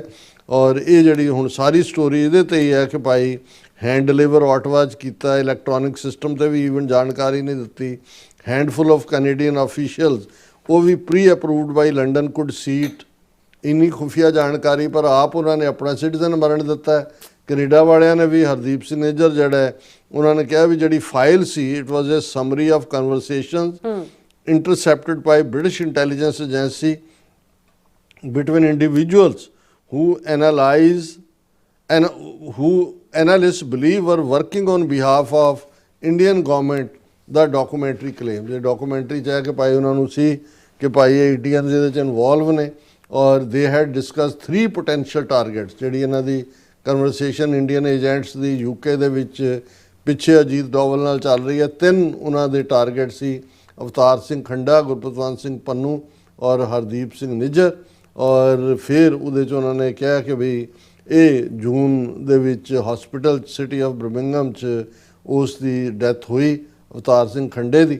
ਔਰ ਇਹ ਹੁਣ UK ਸਿੱਖ ਫੈਡਰੇਸ਼ਨ ਨੇ ਸਵਾਲ ਚੁੱਕਿਆ ਸਿਕਿਉਰਿਟੀ ਮਿਨਿਸਟਰ ਡੈਨ ਜਾਰਵਿਸ ਨੂੰ ਉਹਨਾਂ ਨੇ ਕਿਹਾ ਕਿ why British government has intelligence from July 2023 that it has not shared or referred to when specifically asked by MPs representing the Sikh community. ਔਰ ਉਹਨਾਂ ਨੇ ਕਿਹਾ ਕਿ ਵੀ ਇਹ ਹੁਣ ਇਹਦੇ 'ਚ ਬਿਲਕੁਲ ਕਲੀਅਰ ਹੈ ਕਿ ਭਾਈ ਇਹ ਰਿਸ਼ੀ ਸੂਨਕ ਨੇ ਇਸ ਜਾਣਕਾਰੀ ਨੂੰ ਦਬਾਇਆ ਔਰ ਖੰਡੇ ਦਾ ਮਰਡਰ ਹੋਇਆ ਔਰ ਫਿਰ ਈਵਨ ਉਸ ਨੂੰ ਵੀ ਜਿਹੜਾ ਪੋਸਟਮਾਰਟਮ ਤੱਕ ਕਰਕੇ, ਕਿਉਂਕਿ ਉਹਦੇ 'ਚ ਇਹਨਾਂ ਦੀ ਆਪਣੀ ਇੰਪਲੀਕੇਸ਼ਨ ਹੋਣੀ ਸੀ। ਸੋ ਅਸੀਂ ਸਮਝਦੇ ਹਾਂ ਕਿ ਬਲੂਮਬਰਗ ਦੀ ਕਹਾਣੀ ਨੇ ਜਿਹੜੀ ਥੋੜ੍ਹੀ ਬਹੁਤ ਮਿਸਡ ਸੀ ਕਿ ਜੀ ਉਹ ਕੈਨੇਡਾ 'ਚ ਹੀ ਹੋਇਆ ਕੀ ਹੈ, ਇਹ ਤਾਂ ਹੋਰ ਵੱਡੇ ਪੈਮਾਨੇ ਦੇ ਉੱਤੇ ਹਕੀਕਤ ਸਾਹਮਣੇ ਆਈ ਹੈ ਔਰ ਨਿਖਿਲ ਗੁਪਤਾ ਟਰਾਇਲ ਦੇ ਦੌਰਾਨ ਮਚ ਮੋਰ ਵਿਲ ਬੀ ਰਿਲੀਵਡ। ਬਿਲਕੁਲ ਡਾਕਟਰ ਸਾਹਿਬ ਤੁਹਾਡਾ ਰਿਵੀਲਡ। ਜੀ ਡਾਕਟਰ ਸਾਹਿਬ ਤੁਹਾਡਾ ਬਹੁਤ ਬਹੁਤ ਸ਼ੁਕਰੀਆ। ਸੋ ਇੱਥੇ ਲੈਣ ਬ੍ਰੇਕ ਵਿਊਅਰਸ, ਤੁਸੀਂ ਇਸੇ ਤਰ੍ਹਾਂ ਹੀ ਬਣੇ ਰਹਿਣਾ। ਮਿਲਦੇ ਹਾਂ after this short break.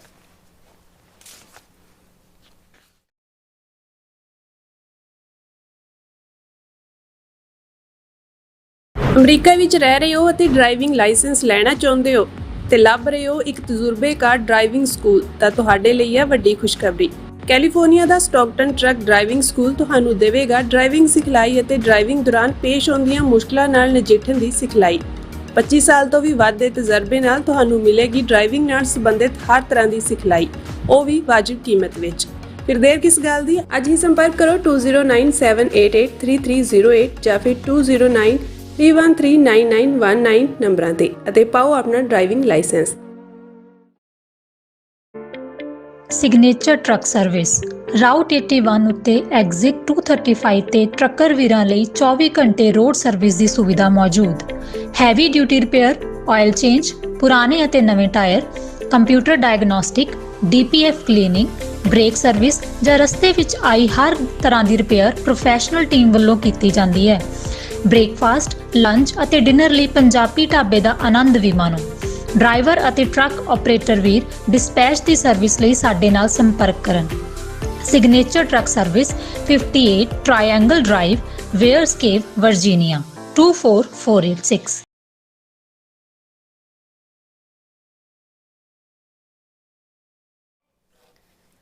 Viewers welcome back on programme. So viewers ਲਿਖਤ ਸਾਂਝੀ ਕਰਨ ਜਾ ਰਹੇ ਹਾਂ ਜਿਹੜੀ ਸਾਡੀ ਭੈਣ ਕਾਫੀ ਅਰਸੇ ਤੋਂ ਜਿਹੜੀ ਉਹਨਾਂ ਨੇ ਲਿਖਤ ਸਾਨੂੰ ਭੇਜੀ ਹੈ, ਉਹਨਾਂ ਨੇ ਅੱਜ ਭੇਜੀ ਹੈ ਜਿਹੜੀ ਸਾਨੂੰ ਵਸੂਲ ਹੋਈ ਹੈ ਅਮਨਜੋਤ ਕੌਰ ਜੀ ਹੋਰਾਂ ਦੀ। ਸੋ ਇਹਨਾਂ ਦਾ ਬਹੁਤ ਬਹੁਤ ਸ਼ੁਕਰੀਆ। ਸੋ ਇਸ ਲਿਖਤ ਦਾ ਜਿਹੜਾ ਵਿਸ਼ਾ ਹੈ ਉਹ ਇੱਕ ਸਿੱਖ ਬੀਬੀ ਹਰਮਨਪ੍ਰੀਤ ਕੌਰ ਦੀ ਜਿਹੜੀ ਅਗਵਾਈ ਹੇਠ ਭਾਰਤ ਵਿੱਚ ਬੀਬੀਆਂ ਦੀ ਜਿਹੜੀ ਕ੍ਰਿਕਟ ਟੀਮ ਵੱਲੋਂ ਵਰਲਡ ਕੱਪ ਜਿੱਤਣ ਦੇ ਬਾਵਜੂਦ ਭਾਰਤੀਆਂ ਦਾ ਜਿਹੜਾ ਵਿਤਕਰੇ ਵਾਲਾ ਜਿਹੜਾ ਉਹ ਨਫ਼ਰਤ ਵਾਲਾ ਤੇ ਵਿਤਕਰੇ ਵਾਲਾ ਜਿਹੜਾ ਬਿਹੇਵੀਅਰ ਹੈ ਉਹ ਸਾਹਮਣੇ ਆਇਆ। ਸੋ ਇਸ ਬਾਰੇ ਆਪਾਂ ਗੱਲਬਾਤ ਕਰਨ ਜਾ ਰਹੇ ਹਾਂ। ਸੋ ਅਸੀਂ ਚਾਹਾਂਗੇ ਕਿ ਤੁਸੀਂ ਇਸੇ ਤਰ੍ਹਾਂ ਬਣੇ ਰਹਿਣਾ। ਦੇਖਣ ਸੁਣ ਲਈ ਐਂਡ ਲਿਖਣ ਲਈ ਤੁਹਾਡਾ ਸਭ ਦਾ ਬਹੁਤ ਬਹੁਤ ਸ਼ੁਕਰੀਆ। ਜੀ ਡਾਕਟਰ ਸਾਹਿਬ ਕੀ ਵਿਚਾਰਾਂ ਨੇ? ਦੇਖੋ, ਹਾਲਾਂਕਿ ਮੇਰਾ ਕ੍ਰਿਕਟ ਜਾਂ ਇਸ ਵਿਸ਼ੇ ਦੇ ਵਿੱਚ ਕੋਈ ਬਹੁਤਾ ਇੰਟਰਸਟ ਨਹੀਂ ਹੈ, ਪਰ ਪਹਿਲਾਂ ਤਾਂ ਮੈਨੂੰ ਇਸ ਗੱਲ ਦੀ ਖੁਸ਼ੀ ਹੈ ਕਿ ਸਾਡੇ ਭੈਣ ਅਮਨਜੋਤ ਕੌਰ ਬੜੇ ਅਰਸੇ ਬਾਅਦ ਉਹਨਾਂ ਨੇ ਲਿਖਿਆ। ਮੈਨੂੰ ਫਿਕਰ ਵੀ ਸੀ ਕਿ ਉਹਨਾਂ ਦੀਆਂ ਲਿਖਤਾਂ ਸਾਨੂੰ ਕੋਈ ਮਿਲੀ ਨਹੀਂ ਕਿਸੇ ਵਿਸ਼ੇ 'ਤੇ ਕਿ ਸਭ ਠੀਕ ਠਾਕ ਹੋਵੇਗਾ, ਔਰ ਇਸ ਲਈ ਵੀ ਮੈਂ ਜਿਹੜਾ ਉਹ ਆਈ ਫੀਲ ਰਿਲੀਵਡ। ਸੈਕੰਡਲੀ ਜਿਹੜਾ ਐਂਗਲ ਉਹਨਾਂ ਨੇ ਲਿਆ ਜਦੋਂ ਅਸੀਂ ਮਿਸੋਜਨੀ ਔਰ ਬਿਗੋਟਰੀ ਦੀ ਗੱਲ ਕਰਦੇ ਹਾਂ, ਜ਼ਾਹਰ ਹੈ ਮਰਦ ਪ੍ਰਧਾਨ ਸਮਾਜ ਤਾਂ ਆਪਣੀ ਥਾਂ ਦੇ ਉੱਤੇ ਜੋ ਔਰਤਾਂ ਪ੍ਰਤੀ ਉਹਨਾਂ ਦਾ ਰਵੱਈਆ ਹੁੰਦਾ ਉਹ ਹੈ ਹੀ ਹੈ। ਦੂਸਰੇ ਪਾਸੇ ਹਿੰਦੂ ਤਵੀ ਜਿਹੜੀ ਉਹਨਾਂ ਦੀ ਵਿਚਾਰਧਾਰਾ ਜਿਹੜਾ ਜ਼ਾਤ ਪਾਤੀ ਸਿਸਟਮ ਦੀ ਵੀ ਔਰ ਵਾਈਟ ਸੁਪਰੈਮਿਸਿਸਟ ਦਾ ਜਿਹੜਾ ਐਟੀਟਿਊਡ ਵੀ ਔਰਤਾਂ ਪ੍ਰਤੀ ਹੈ, ਇਹਨਾਂ 'ਚ ਕੀ ਸਿਮਿਲੈਰਿਟੀ ਹੈ। ਔਰ ਇੱਕ ਜ਼ਮਾਨੇ ਦੇ ਵਿੱਚ ਜ਼ਰੂਰ ਹਰਮਨਪ੍ਰੀਤ ਕੌਰ ਦੇ ਖਿਲਾਫ ਜਿਨ੍ਹਾਂ ਦੀ ਅਗਵਾਈ 'ਚ ਕ੍ਰਿਕਟ ਵਰਲਡ ਕ੍ਰਿਕਟ ਵਿਮਨ ਪਹਿਲੀ ਵਾਰ ਜਿੱਤਿਆ ਭਾਰਤ ਨੇ, ਇਹ ਜਿਹੜੀ ਜਰਸੀ ਪਹਿਨ ਕੇ ਦੌੜਦੇ ਜਿਹੜੇ ਖੇਡਦੇ ਸੀ ਉਹ 84 ਉਸ ਦਾ ਨੰਬਰ, ਔਰ ਉਹਦੇ 'ਚ ਬੜਾ ਕ੍ਰਿਟਿਸਿਜ਼ਮ ਸੀ। ਉਹਨੇ ਕਿਹਾ ਜੀ ਮੈਂ 84 ਦੇ ਉਹਨਾਂ ਨੂੰ ਯਾਦ ਕਰਦੀ ਹਾਂ ਜਿਹੜੇ ਬੇਗੁਨਾਹ ਮਾਰੇ ਗਏ। ਹੁਣ ਵੀ ਜਦੋਂ ਅਸੀਂ ਦੇਖਦੇ ਹਾਂ ਕਿ ਭਾਈ ਅਲਟੀਮੇਟਲੀ ਨਵੰਬਰ ਦੇ ਮਹੀਨੇ ਦੇ ਵਿੱਚ ਹੀ ਇਹ ਵਿਕਟਰੀ ਹੁੰਦੀ ਹੈ ਔਰ ਉਸੇ ਪੀਰੀਅਡ 'ਚ ਹੁੰਦਾ, ਲੇਕਿਨ ਜਿਹੜੇ ਐਂਗਲ ਭੈਣ ਜੀ ਅਮਨਜੋਤ ਕੌਰ ਨੇ ਇਸ ਸਾਰੇ ਦੇ ਉੱਤੇ ਲਿਆਂਦੇ ਨੇ, ਮੈਂ ਕਿਉਂਕਿ ਥੋੜੀ ਲਿਖਤ ਲੰਮੀ ਹੈ ਔਰ ਦਿਲਚਸਪ ਹੈ, ਕਿਉਂਕਿ ਜਦੋਂ ਅਸੀਂ ਦੇਖਦੇ ਹਾਂ ਵੀ ਅੱਡ-ਅੱਡ ਐਂਗਲਸ ਤੋਂ ਜਿਹੜੇ ਸਾਡੇ ਵਿਊਅਰ ਸਾਡੇ ਚਿੰਤਕ ਦੇਖਦੇ ਨੇ, ਸੋ ਉਹਦੇ 'ਚ ਅਸੀਂ ਉਹਨਾਂ ਨੂੰ ਜਿਹੜਾ ਉਹ ਸਮਝਣ ਦੀ ਵੀ ਕੋਸ਼ਿਸ਼ ਕਰਦੇ ਹਾਂ। ਉਹਨਾਂ ਨੇ ਕਿਹਾ ਕਿ ਵੀ ਇਹ ਜਿਹੜਾ ਰੀਸੈਂਟ ਤਾਜ਼ਾ ਵਿਕਟਰੀ ਹੈ ਵਿਮਨ ਕ੍ਰਿਕਟ ਦੇ ਵਿੱਚ ਵਰਲਡ ਕੱਪ ਦੇ ਵਿੱਚ, has exposed the hateful men and bigotry of right-wing men and women in India। ਕਿ ਭਾਰਤ ਦੇ ਵਿੱਚ ਸੱਜੇ ਪੱਖੀ ਕਿਵੇਂ ਉਹਨਾਂ ਦੇ ਵਿੱਚ ਵਿਤਕਰਾ ਔਰ ਔਰਤਾਂ ਪ੍ਰਤੀ ਇੱਕ ਨਫ਼ਰਤ ਜਾਂ ਉਹਨਾਂ ਨੂੰ ਘਟੀਆ ਸਮਝਣ ਦਾ ਉਹਨਾਂ ਦਾ ਥਾਟ ਹੈ ਉਹਨੂੰ ਐਕਸਪੋਜ਼ ਕਰਦੀ ਹੈ। Harmanpreet Kaur the captain has created history for being first ever from India to win World Cup in cricket। ਇਹਦਾ ਅਸੀਂ ਜ਼ਿਕਰ ਕੀਤਾ ਹੈ। ਬਿਲਕੁਲ। She has created history same way as Kapil Dev and his team did in 1983। She is a thorough Sikh, outspoken, empowered woman, self-made, independent, usually speaks Punjabi, thanks Waheguru after each win। She is also a strong spokesperson for women empowerment। ਹੁਣ ਇਹ ਦੋ angle ਨੇ, ਇੱਕ ਪਾਸੇ ਸਿੱਖ ਹੋਣਾ ਗੁਨਾਹ ਹੈ, ਦੂਸਰੇ ਪਾਸੇ ਇੱਕ ਵੂਮਨ ਐਮਪਾਵਰਮੈਂਟ ਦੀ ਸਪੋਕਸਪਰਸਨ ਹੋਣਾ ਵੀ ਜਿਹੜਾ ਹੈ ਉਹ ਇੱਕ ਗੁਨਾਹ ਹੈ ਇਹਨਾਂ ਹਿੰਦੂ ਤਵੀਆਂ ਦੇ ਔਰ ਰਾਈਟ ਵਿੰਗਰ ਜਿਹੜੇ ਇਸ ਸੋਚ ਦੇ ਮਾਲਕ ਨੇ। ਬਿਲਕੁਲ। Earlier she used to have jersey number 84 which she had openly dedicated to victims of 1984 Sikh genocide। She was trolled then also but she never took back her statement। ਉਹ ਵੀ ਅਸੀਂ ਜ਼ਿਕਰ ਕਰ ਹੀ ਦਿੱਤਾ ਹੈ। ਅੱਛਾ। Anyway, she has again been trolled for posting a picture on Instagram wearing t-shirt which said cricket is everyone's game and had cut the word gentleman's game। She is celebrating her World Cup। ਉਹਨੇ post ਕੀਤਾ ਕਿ cricket is ਐਵਰੀਬਡੀਜ਼ game. ਇਹਦੀ ਜਿਹੜੀ poplar ਕੋਟ ਹੈ ਕਿ cricket is ਜੈਂਟਲਮੈਨਸ game. ਉਹਨੇ ਕਿਹਾ ਮੈਨ moon ਕੋਈ ਨਹੀਂ, ਐਵਰੀਬਡੀ ਗੇਮ ਹੈ। ਜੇ ਬੰਦੇ ਖੇਡ ਸਕਦੇ ਨੇ ਤੇ ਔਰਤਾਂ ਦੀ ਵੀ ਔਰ ਔਰਤਾਂ ਜਿੱਤ ਵੀ ਸਕਦੀਆਂ ਨੇ। Most of India and even their right-wing women IT cells trolls cannot take it। ਉਹਨਾਂ ਤੋਂ ਇਹ ਬਰਦਾਸ਼ਤ ਨਹੀਂ ਹੋਇਆ and they are trying to belittle her and other women claiming their game is worthless, doesn't matter or match was fixed etc। ਵੀ ਉਹਨਾਂ ਤੋਂ ਇਹ ਬਰਦਾਸ਼ਤ ਹੀ ਨਹੀਂ ਹੋ ਰਿਹਾ ਕਿ ਵੀ ਇਹ ਬੀਬੀਆਂ ਜਿੱਤ ਕੇ ਆਈਆਂ ਨੇ ਔਰ ਉਹ ਆਪਣੇ ਆਪ ਨੂੰ ਪਾਵਰਫੁਲ ਦਿਖਾ ਰਹੀਆਂ। ਕਦੇ ਕਹਿੰਦੇ ਮੈਚ ਫਿਕਸ ਹੈ, ਕਦੇ ਕਹਿੰਦੇ ਐਵੇਂ ਇਹਨਾਂ ਨੂੰ ਇਹ ਕੋਈ ਖੇਡ ਥੋੜ੍ਹੀ ਹੈ ਜਨਾਨੀਆਂ ਦਾ, ਕ੍ਰਿਕਟ ਇਹ ਬੰਦਿਆਂ ਦਾ ਹੀ ਹੈ। The men's team has not won a single World Cup after 2011। ਪਿਛਲੇ 14 ਸਾਲਾਂ 'ਚ ਬੰਦਿਆਂ ਦਾ ਤਾਂ ਜਿੱਤਿਆ ਨਹੀਂ ਹੈ। So their fans and trolls were also attacking women। ਉਹ ਵੀ ਔਰਤਾਂ ਨੂੰ ਉਹਨਾਂ ਦੇ ਫੈਨ ਔਰ ਦੂਜੇ ਕਰ ਰਹੇ ਨੇ। And talk on how girls made country proud was being attacked by insecure male trolls with fake IDs। ਝੂਠੀਆਂ IDs ਦੇ ਉੱਤੇ ਅਟੈਕ ਕਰ ਰਹੇ ਨੇ। They are attacking minority and so-called low caste players more viciously। ਉਹ ਕਹਿੰਦੇ ਇਹ ਸ਼ੂਦਰਾਂ ਦੀਆਂ ਕੁੜੀਆਂ ਆਈਆਂ ਹੋਈਆਂ ਨੇ ਜਾਂ ਦੂਜੀਆਂ। Harmanpreet Kaur and Amanjot Kaur were trolled। Amanjot ਕੌਰ's father is a carpenter, ਇੱਕ ਮਿਸਤਰੀ ਨੇ। They were both mocked for playing with boys, taking up sports, but their father supported them and defied all socialist biases। Their families are having visible Amritdhari Sikhs with dastar, kirpan and women also wearing head covering। ਦੋਨਾਂ ਦੇ ਅਮਨਜੋਤ ਵੀ ਔਰ ਹਰਮਨਪ੍ਰੀਤ ਦੇ ਵੀ ਮਾਂ ਪਿਓ ਅੰਮ੍ਰਿਤਧਾਰੀ ਨੇ ਔਰ ਉਹਨਾਂ ਦੇ ਬਾਪ ਜਿਹੜੇ ਨੇ ਉਹਨਾਂ ਨੇ ਐਨਕਰੇਜ ਕੀਤਾ ਬੱਚੀਆਂ ਨੂੰ ਕਿ ਵੀ ਤੁਸੀਂ ਖੇਡੋ। Communal trolls spammed their pictures with their usual put downs, belittling and insults। ਉਹਨਾਂ ਨੂੰ belittle ਔਰ insult ਕਰਨ ਦੇ ਲਈ ਉਹਨਾਂ ਦੀ pictures ਔਰ ਉਸ ਦੇ ਨਾਲ ਛੇੜਛਾੜ ਕੀਤੀ ਗਈ। The worst attack was for Jamina Rodriguez, who is a Christian, and she thanked God and Jesus Christ openly in public while speaking to media about her innings। The IT cell lobby began to call her a rice bag convert missionary and began to accuse her of spreading propaganda to convert others। They began to allege that she and her parents, brother are paid by missionaries to convert others।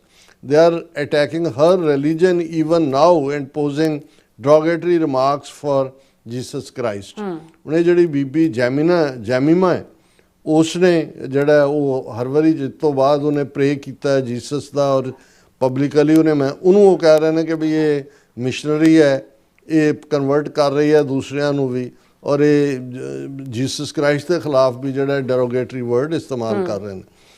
Ironically, these Hindus claim to be tolerant and claim they respect others, but their actions and behavior scream others। ਕਿ ਵੀ ਇਹ ਹਿੰਦੂ ਕਹਿੰਦੇ ਨੇ ਜੀ ਅਸੀਂ ਬੜੇ tolerant ਹੈ, ਦੇਖੋ ਇੰਨੇ ਮਜ਼ਹਬ ਆਏ ਇੱਥੇ ਆ ਕੇ ਸਮਾ ਗਏ, ਕਿਸੇ ਨੇ ਉਹਨੂੰ ਅਸੀਂ ਕਨਵਰਟ ਨਹੀਂ ਕੀਤਾ ਔਰ ਉਹ ਇੰਨੇ ਇੰਟੋਲਰੈਂਟ ਕਿਵੇਂ ਨੇ। They also trolled Deepti Sharma when she revealed that she was denied admission to cricket academy for being a girl and her parents had to dress her up like a boy to let her go training to play cricket.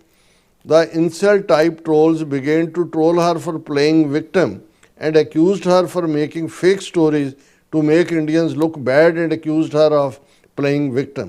ਹੁਣ ਦੀਪਤੀ ਸ਼ਰਮਾ ਵੀ ਹੈ, ਬ੍ਰਾਹਮਣ ਹੈ, ਲੋ caste ਨਹੀਂ ਹੈ, ਕੋਈ ਹੋਰ ਮਜ਼ਹਬ ਨਹੀਂ ਹੈ। ਉਹਨੇ ਕਿਹਾ ਵੀ ਮੈਨੂੰ ਐਡਮਿਸ਼ਨ ਨਹੀਂ ਸੀ ਦਿੱਤਾ ਉਹਨਾਂ ਨੇ ਕ੍ਰਿਕਟ ਅਕੈਡਮੀ ਨੇ, ਫਿਰ ਮੇਰੇ ਪੇਰੈਂਟਸ ਨੇ ਮੈਨੂੰ ਮੁੰਡਿਆਂ ਵਾਂਗ ਜਿਹੜਾ ਡਰੈਸ ਅਪ ਕਰਾ ਕੇ ਕਿ ਉਹਨਾਂ ਨੇ ਕਿਹਾ ਫੇਕ ਸਟੋਰੀਜ਼ ਬਣਾ ਰਹੀ ਹੈ ਪੋਪੂਲੈਰਿਟੀ ਲੈਣ ਲਈ। Though only we know what discrimination women face in real life when they want to take up sports and how women's cricket or any women's sport is not taken seriously in India. ਸਾਨੂੰ ਤਾਂ ਪਤਾ ਹੀ ਹੈ ਵੀ ਕਿਵੇਂ ਉਹਨਾਂ ਦੇ ਨਾਲ discriminate ਹੁੰਦਾ ਹੈ। They are spamming internet to make women look like they are lying about their discrimination, biases they overcame and attacking players for their religion appearance. ਵੀ ਉਹਨਾਂ ਨੇ full scale ਉਹਨਾਂ ਦੀ ਲੁੱਕ, ਉਹਨਾਂ ਦਾ ਧਰਮ ਔਰ ਔਰਤਾਂ ਦੇ ਨਾਤੇ ਉਹਨਾਂ ਦਾ ਨਾਲ ਬਾਇਜ਼ ਉਹ ਸਾਰਾ ਹੀ ਕਰ ਰਹੇ ਹਨ। They cannot stand the fact that despite apathy of Indian society, BCCI lack of funding, lack of sponsorships, women still manage to win World Cup, and these women are outspoken about their struggle as women, as minorities, as persons from humble rural backgrounds. ਕਿ ਕੋਈ ਉਹਨਾਂ ਨੂੰ BCCI ਨੇ ਕੋਈ ਬਹੁਤੀ funding ਨਹੀਂ ਦਿੱਤੀ, ਉਹਨਾਂ 'ਚ ਜਿਹੜੀ ਉਹਨਾਂ ਨੂੰ ਕੋਈ ਐਨਕਰੇਜ ਨਹੀਂ ਕੀਤੀ, ਇਹਦੇ ਬਾਵਜੂਦ ਉਹ ਵਰਲਡ ਕੱਪ ਜਿਹੜੀਆਂ ਨੇ ਬੀਬੀਆਂ ਜਿੱਤ ਕੇ ਆਈਆਂ ਨੇ ਉਹ ਘੱਟ ਗਿਣਤੀ ਕੌਮਾਂ ਨਾਲ ਸੰਬੰਧਿਤ ਵੀ ਨੇ ਔਰ ਵਿਚਾਰੀਆਂ ਬੜੀਆਂ ਗਰੀਬ ਪੇਂਡੂ ਬੈਕਗਰਾਊਂਡ ਦੀਆਂ ਨੇ। They cannot stand the fact that women are getting so much attention, media coverage, ads, sponsorships. They are making lame names that women should stay in kitchen or hold a broom instead of a cricket bat. ਉਹਨਾਂ ਤੋਂ tolerate ਹੀ ਨਹੀਂ ਹੋ ਰਿਹਾ ਕਿ ਜੀ ਇੰਨੇ ਦੀ 40 ਕਰੋੜ ਦੀ ਕੀਮਤ, ਉਹਦੀ 35 ਕਰੋੜ ਜਿਵੇਂ ਉਹਨਾਂ ਦਾ ਅੱਗੋਂ ਕਰੀਅਰ ਹੈ। ਉਹ ਕਹਿੰਦੇ ਨੇ ਵੀ ਇਹ ਨਿਆਣੇ ਜੰਮਣ ਤੇ ਘਰਾਂ 'ਚ ਝਾੜੂ ਦੇਣ, ਇਸ ਤੋਂ ਬਿਯੋਂਡ ਰੋਟੀਆਂ ਪਕਾਉਣ, ਹੋਰ ਕੰਮ ਨਾ ਕਰਨ। Some of the Indian men were even hoping that women lose the cup because they were wary that their win will boost pride of women, make women's sport popular and encourage more girls to join sports, attract more investors and sponsors for women's sports. ਕਿ ਕਈ ਤਾਂ ਇਹ ਚਾਹੁੰਦੇ ਸੀ ਵੀ ਹਾਰ ਜਾਣ ਤਾਂ ਕਿ ਅੱਗੋਂ ਦੇ ਇਹਨਾਂ ਦਾ ਫਾਹਾ ਮੁੱਕੇ। ਔਰ even earlier Kapil Dev had said BCCI should increase pension of retired male cricketers instead of spending on women's cricket team. Even Kapil Dev ਨੇ ਵੀ ਇਹ ਕਿਹਾ ਜੀ ਸਾਡੀ ਪੈਨਸ਼ਨ ਵਧਾਓ ਬਜਾਏ ਕਿ ਤੁਸੀਂ ਔਰਤਾਂ ਦੀ ਕ੍ਰਿਕਟ ਟੀਮ ਦੇ ਉੱਤੇ ਖਰਚ ਕਰ ਰਹੇ ਹੋ। Saurav Ganguly had said sports like cricket are strenuous for women and he would not want his daughter to be in sports. ਹੁਣ ਦੇਖੋ ਸੌਰਵ ਗਾਂਗਲੀ ਬਹੁਤ ਵੱਡਾ ਖੁਦ ਪਲੇਅਰ ਕਹਿੰਦਾ ਮੈਂ ਨਹੀਂ ਚਾਹਾਂਗਾ ਮੇਰੀ ਡਾਟਰ ਜਿਹੜੀ ਆ ਉਹ। Today women's team led by a Punjabi Sikh woman has defied all these sexist old ਪੈਟਰੀਆਰਕਲ ਬਿਗਟਸ ਕਿ ਸਿੱਖ ਕੁੜੀ ਨੇ ਲੀਡ ਕਰਕੇ ਉਹਨੇ ਇਹਨਾਂ ਸਾਰਿਆਂ ਦੇ ਜਿਹੜੇ ਨੇ ਮੂੰਹ ਦੇ ਉੱਤੇ ਕਾਲਖ ਮਲ ਦਿੱਤੀ ਹੈ। It felt sweeter and a sort of poetic justice and blessing of Sikh gurus that this victory came in week of 1984 Sikh genocide when Sikhs are mourning. ਇੱਕ ਪਾਸੇ ਸਿੱਖ ਸ਼ੋਕ ਦੇ ਵਿੱਚ ਨੇ ਨਵੰਬਰ ਜੈਨੋਸਾਈਡ ਦੇ, ਇਹ ਵੀ ਕੁਦਰਤ ਦਾ ਇੱਕ ਆਪਣਾ ਢੰਗ ਹੈ ਕਿ ਵੀ ਇਹ ਜਿੱਤ ਵੀ ਉਦੋਂ ਹੀ ਆਈ ਹੈ ਜਦੋਂ ਸਿੱਖ ਜੈਨੋਸਾਈਡ ਦਾ ਜਿਹੜਾ ਇਹ ਹੋਇਆ। There was a time when Sikhs were being killed and finished off, robbed, looted, burnt alive. ਉਹੀ ਪੀਰੀਅਡ ਸੀ, ਲੁੱਟ ਕਸੁੱਟ ਉਹਨਾਂ ਤੋਂ ਸਭ ਕੁਝ ਖੋਇਆ ਜਾ ਰਿਹਾ ਸੀ, ਮਾਰਿਆ ਜਾ ਰਿਹਾ ਸੀ, ਜਿਉਂਦੇ ਸਾੜਿਆ ਜਾ ਰਿਹਾ ਸੀ। And oppressors, Brahminical forces felt they had crushed Sikhs. ਉਹ ਸਮਝਦੇ ਸੀ ਵੀ ਅਸੀਂ ਸਿੱਖਾਂ ਦੀ ਸਫ ਵਲੇਟ ਦਿੱਤੀ ਹੈ। They also spread endless propaganda that Sikhs are sexist, kudimar, misogynistic, biased against girls, do not let girls do anything, commit honor killings, etc. ਉਹ ਸਿੱਖਾਂ ਨੂੰ ਬਦਨਾਮ ਕਰਨ ਲਈ ਆ ਸਾਰੇ ਇਲਜ਼ਾਮ ਉਹਨਾਂ ਦੇ ਉੱਤੇ ਲਾ ਰਹੇ ਸੀ। But now it is a Sikh girl that has led their cricket team to its first ever victory in ICC World Cup. They will have to study about her and her teammates like Amanjot Kaur and others for decades to come in all general knowledge books. ਹੁਣ ਉਹਨਾਂ ਦੇ trait ਕੀ ਨੇ, character ਕਿਵੇਂ ਉਹਨਾਂ ਦੇ ਵਿੱਚ ਇੰਨੀ strong will develop ਹੋਈ, ਇਹ ਉਹਨਾਂ ਦੇ ਜਨਰਲ ਨੌਲੇਜ ਕਲਾਸਿਸ ਪੜ੍ਹਿਆ ਜਾਏਗਾ। फिर उन्होंने कहा इंडियन स्पोर्ट्स जर्नलिस्ट लाइक बोरिया Majumdar also used to bash Harmanpreet and called her a bad captain, wanted her to be replaced and were condescending about women's cricket. Today, she and her comrades have shut these losers' mouth, though some of them are still asking to remove her as captain and take Hindu woman instead. उन्होंने बोरिया मजमूदार ਨੂੰ ਕਿਹਾ, ਉਹ ਪਹਿਲਾਂ ਹੀ ਹਰਮਨਪ੍ਰੀਤ ਦੇ ਪਿੱਛੇ ਪਿਆ ਸੀ, ਜਿਹਨੂੰ ਕੱਢੋ, ਮਾੜੀ ਕੈਪਟਨ ਹੈ ਇਹ वो, ਔਰ ਅਜੇ ਵੀ ਕਈ ਜਿਹੜੇ ਨੇ ਉਹਨਾਂ ਦਾ ਹੋਏਗਾ ਵੀ ਇਹਨੂੰ।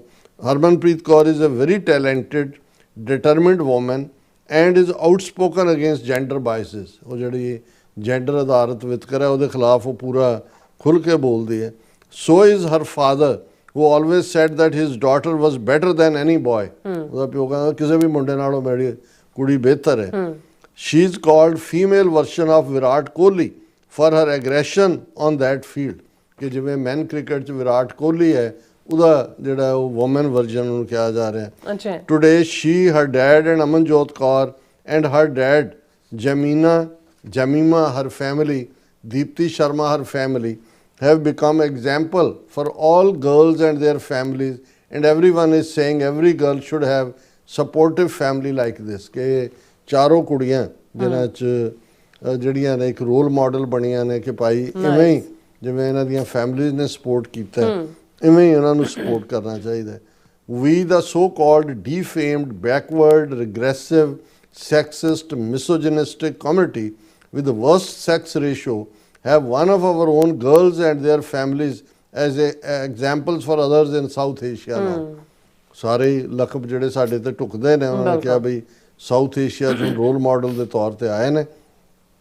ਔਰ ਇਹ another, and that is something that actual sexist bigots and pseudo nationalists cannot digest. One of their popular right-wing podcasters, Neeraj Atri, even made a whole podcast on why women should not be in sports at all, right next day after victory of women's cricket team.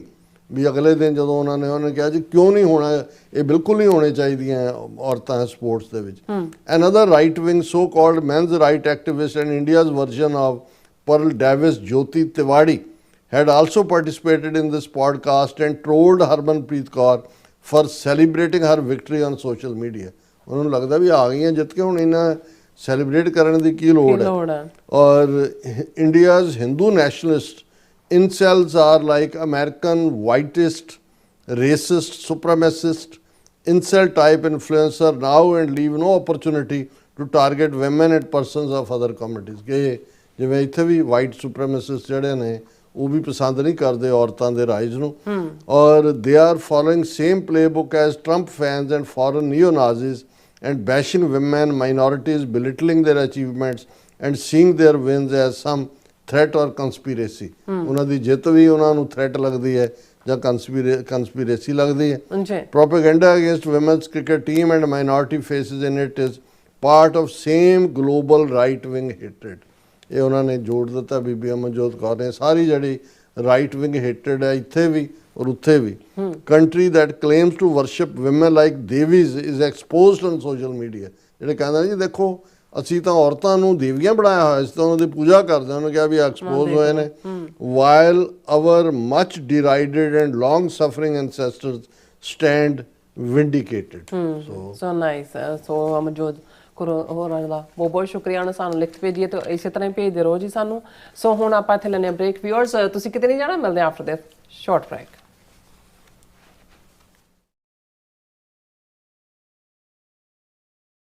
America ਵਿੱਚ ਰਹਿ ਰਹੇ ਹੋ ਅਤੇ driving licence ਲੈਣਾ ਚਾਹੁੰਦੇ ਹੋ ਤੇ ਲੱਭ ਰਹੇ ਹੋ ਇੱਕ ਤਜਰਬੇਕਾਰ ਡਰਾਈਵਿੰਗ ਸਕੂਲ, ਤਾਂ ਤੁਹਾਡੇ ਲਈ ਹੈ ਵੱਡੀ ਖੁਸ਼ਖਬਰੀ।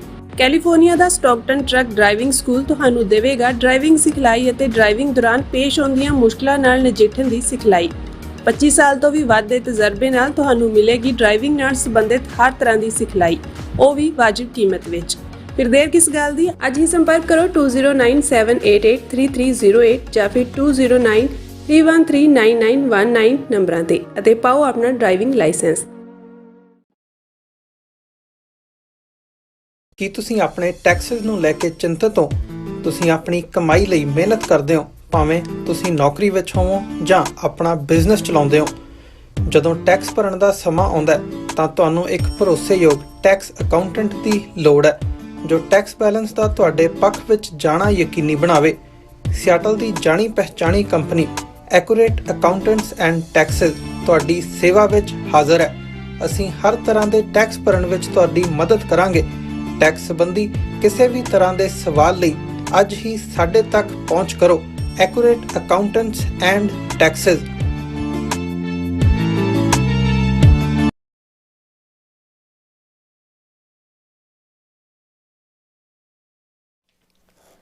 Viewers welcome back to our programme. So viewers ਗੱਲਬਾਤ ਕਰਨ ਜਾ ਰਹੇ ਹਾਂ ਕਿ ਭਾਰਤ ਦੀ ਕੇਂਦਰੀ ਸਰਕਾਰ ਨੇ ਪੰਜਾਬ ਨੂੰ ਹਰ ਪੱਖੋਂ ਕੰਗਾਲ, ਖੋਖਲਾ ਤੇ ਮੁਹਤਾਜ ਕਰਨ ਦੀਆਂ ਨੀਤੀਆਂ ਲਗਾਤਾਰ ਜਾਰੀ ਰੱਖੀਆਂ ਹੋਈਆਂ ਨੇ ਔਰ ਇਸ ਸੰਬੰਧੀ ਪੰਜਾਬ ਲਈ ਬਣੀ ਪੰਜਾਬ ਯੂਨੀਵਰਸਿਟੀ ਤੇ RSS ਦਾ ਮੁਕੰਮਲ ਕਬਜ਼ਾ ਕਰਨ ਤੋਂ ਬਾਅਦ ਕੇਂਦਰ ਸਰਕਾਰ ਦਾ ਸੈਨੇਟ ਚੋਣ ਸੰਬੰਧੀ ਡਿਕਟਾਨਾ ਜਿਹੜਾ ਰਵੱਈਆ ਹੈ ਸੋ ਜਿਸ ਨੂੰ ਵਿਦਿਆਰਥੀ ਜਥੇਬੰਦੀ ਸਾਥ ਦੀ ਜਥੇਬੰਦੀ ਨੇ ਸਫਲ ਚੈਲੰਜ ਕੀਤਾ ਹੈ।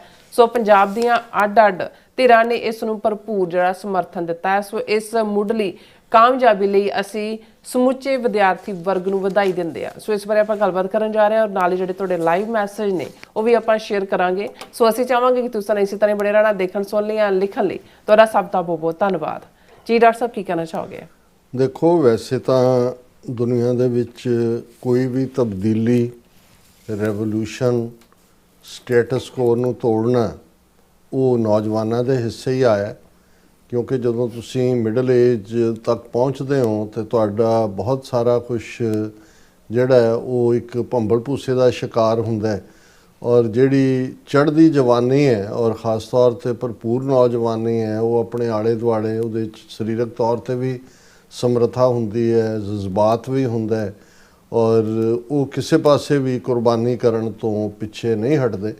ਔਰ ਵੈਸੇ ਜੇ ਅਸੀਂ ਦੁਨੀਆ ਦੇ ਵਿੱਚ ਅੱਜ ਕੱਲ੍ਹ ਰਜੀਮ ਚੇਂਜ ਦੇ ਹਵਾਲੇ ਨਾਲ ਵੀ ਜੇ ਆਪਣੇ ਗੁਆਂਢ 'ਚ ਵੀ ਦੇਖੀਏ, ਬੰਗਲਾਦੇਸ਼, ਸ੍ਰੀਲੰਕਾ, ਨੇਪਾਲ, ਜਿਹਨੂੰ ਜੈਨ ਜ਼ੀ ਦੇ ਥੱਲੇ ਜੋੜਿਆ ਗਿਆ ਕਿ ਭਾਈ ਉਹਨਾਂ ਨੇ ਜਾਂ ਈਵਨ ਜਿਹੜਾ ਲਦਾਖ ਦੇ ਵਿੱਚ ਵੀ ਜਿਸ ਲੈਵਲ ਦੇ ਉੱਤੇ ਪ੍ਰੋਟੈਸਟ ਹੋਏ, ਇਹ ਉਹ ਯੰਗਰ ਜਨਰੇਸ਼ਨ ਹੀ ਹੈ ਜਿਨ੍ਹਾਂ ਨੇ ਬਿਲਕੁਲ ਕਨਸਟੀਟਿਊਸ਼ਨ ਸ੍ਰੀਲੰਕਾ ਦਾ ਕੀ ਕਹਿੰਦਾ ਸੀ, ਬੰਗਲਾਦੇਸ਼ ਦਾ ਕੀ ਕਹਿੰਦਾ ਹੈ, ਨੇਪਾਲ ਦਾ ਕੀ ਕਹਿੰਦਾ ਹੈ, ਪਰ ਕੁਛ ਉਹਨਾਂ ਦੇ ਦਿਨਾਂ ਦੀ ਕਾਰਵਾਈ ਨਹੀਂ ਸਭ ਕੁਛ ਬਦਲ ਕੇ ਰੱਖ ਦਿੱਤਾ।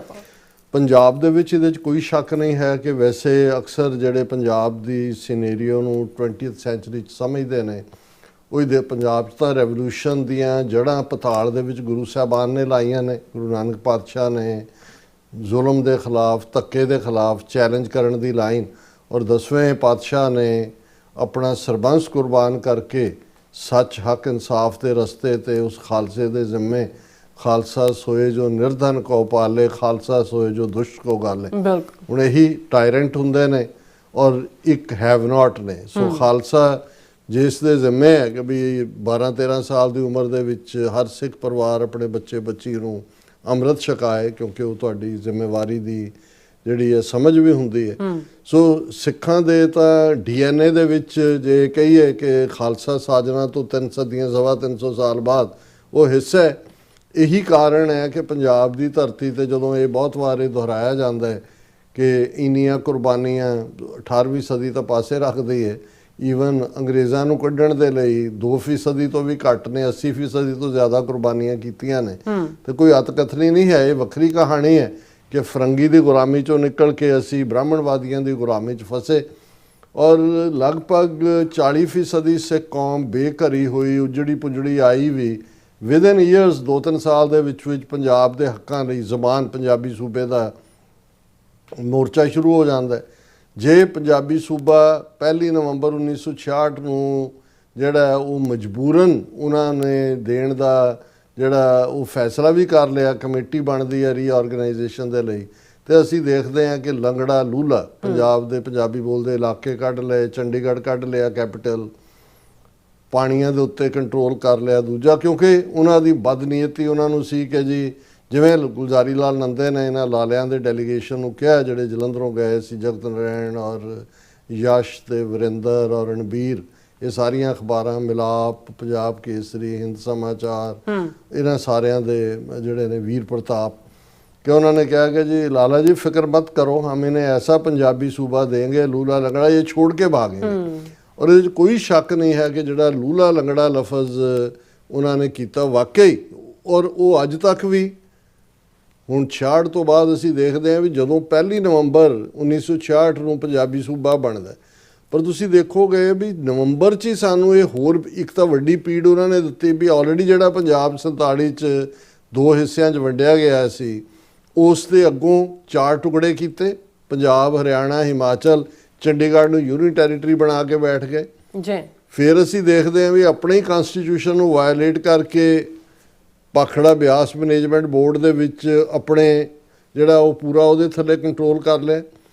ਔਰ ਪਿਛਲੇ ਪੀਰੀਅਡ ਦੇ ਵਿੱਚ ਅਸੀਂ ਦੇਖਦੇ ਹਾਂ ਵੀ ਇਸ ਸਾਰੇ ਨੂੰ ਚੰਡੀਗੜ੍ਹ ਦੇ ਲਈ ਪੰਜਾਬੀ ਸੂਬਾ ਮੁਕੰਮਲ ਕਰਾਉਣ ਲਈ ਦਰਸ਼ਨ ਸਿੰਘ ਫੇਰੂਮਾਨ ਦਾ ਵਰਤ, ਧਰਮ ਯੁੱਧ ਮੋਰਚਾ, ਆਨੰਦਪੁਰ ਦਾ ਮਤਾ, ਇਹ ਸਾਰਾ ਉਹਦਾ ਪਿਛੋਕੜ ਹੈ। ਪਰ ਹੁਣ ਜੋ ਕੁਛ ਰਹਿ ਗਿਆ ਮਾੜਾ ਮੋਟਾ ਉਹਨੂੰ ਵੀ ਕਿਵੇਂ ਹੜੱਪਣਾ, ਉਹਦੇ 'ਚ ਅਸੀਂ ਦੇਖਿਆ ਕਿ ਐਨ ਫਲੱਡਸ ਦੇ ਟਾਈਮ ਜਿਹੜਾ ਕਿਵੇਂ ਫਲੱਡ ਲਿਆਂਦਾ ਗਿਆ, ਪਰ ਉਸ ਤੋਂ ਪਹਿਲਾਂ ਭਾਖੜਾ ਬਿਆਸ ਮੈਨੇਜਮੈਂਟ ਬੋਰਡ ਜਿਹੜਾ ਪਹਿਲਾਂ ਹੀ ਉਹਨਾਂ ਨੇ ਪਾਣੀਆਂ ਦੇ ਉੱਤੇ ਆਪਣਾ ਕੰਟਰੋਲ ਕੀਤਾ, ਉਹਦੇ 'ਚ ਆਪਣੇ ਮੈਂਬਰ ਵਧਾ ਦਿੱਤੇ ਗਏ ਪੰਜਾਬ ਨੂੰ ਪਾਸੇ।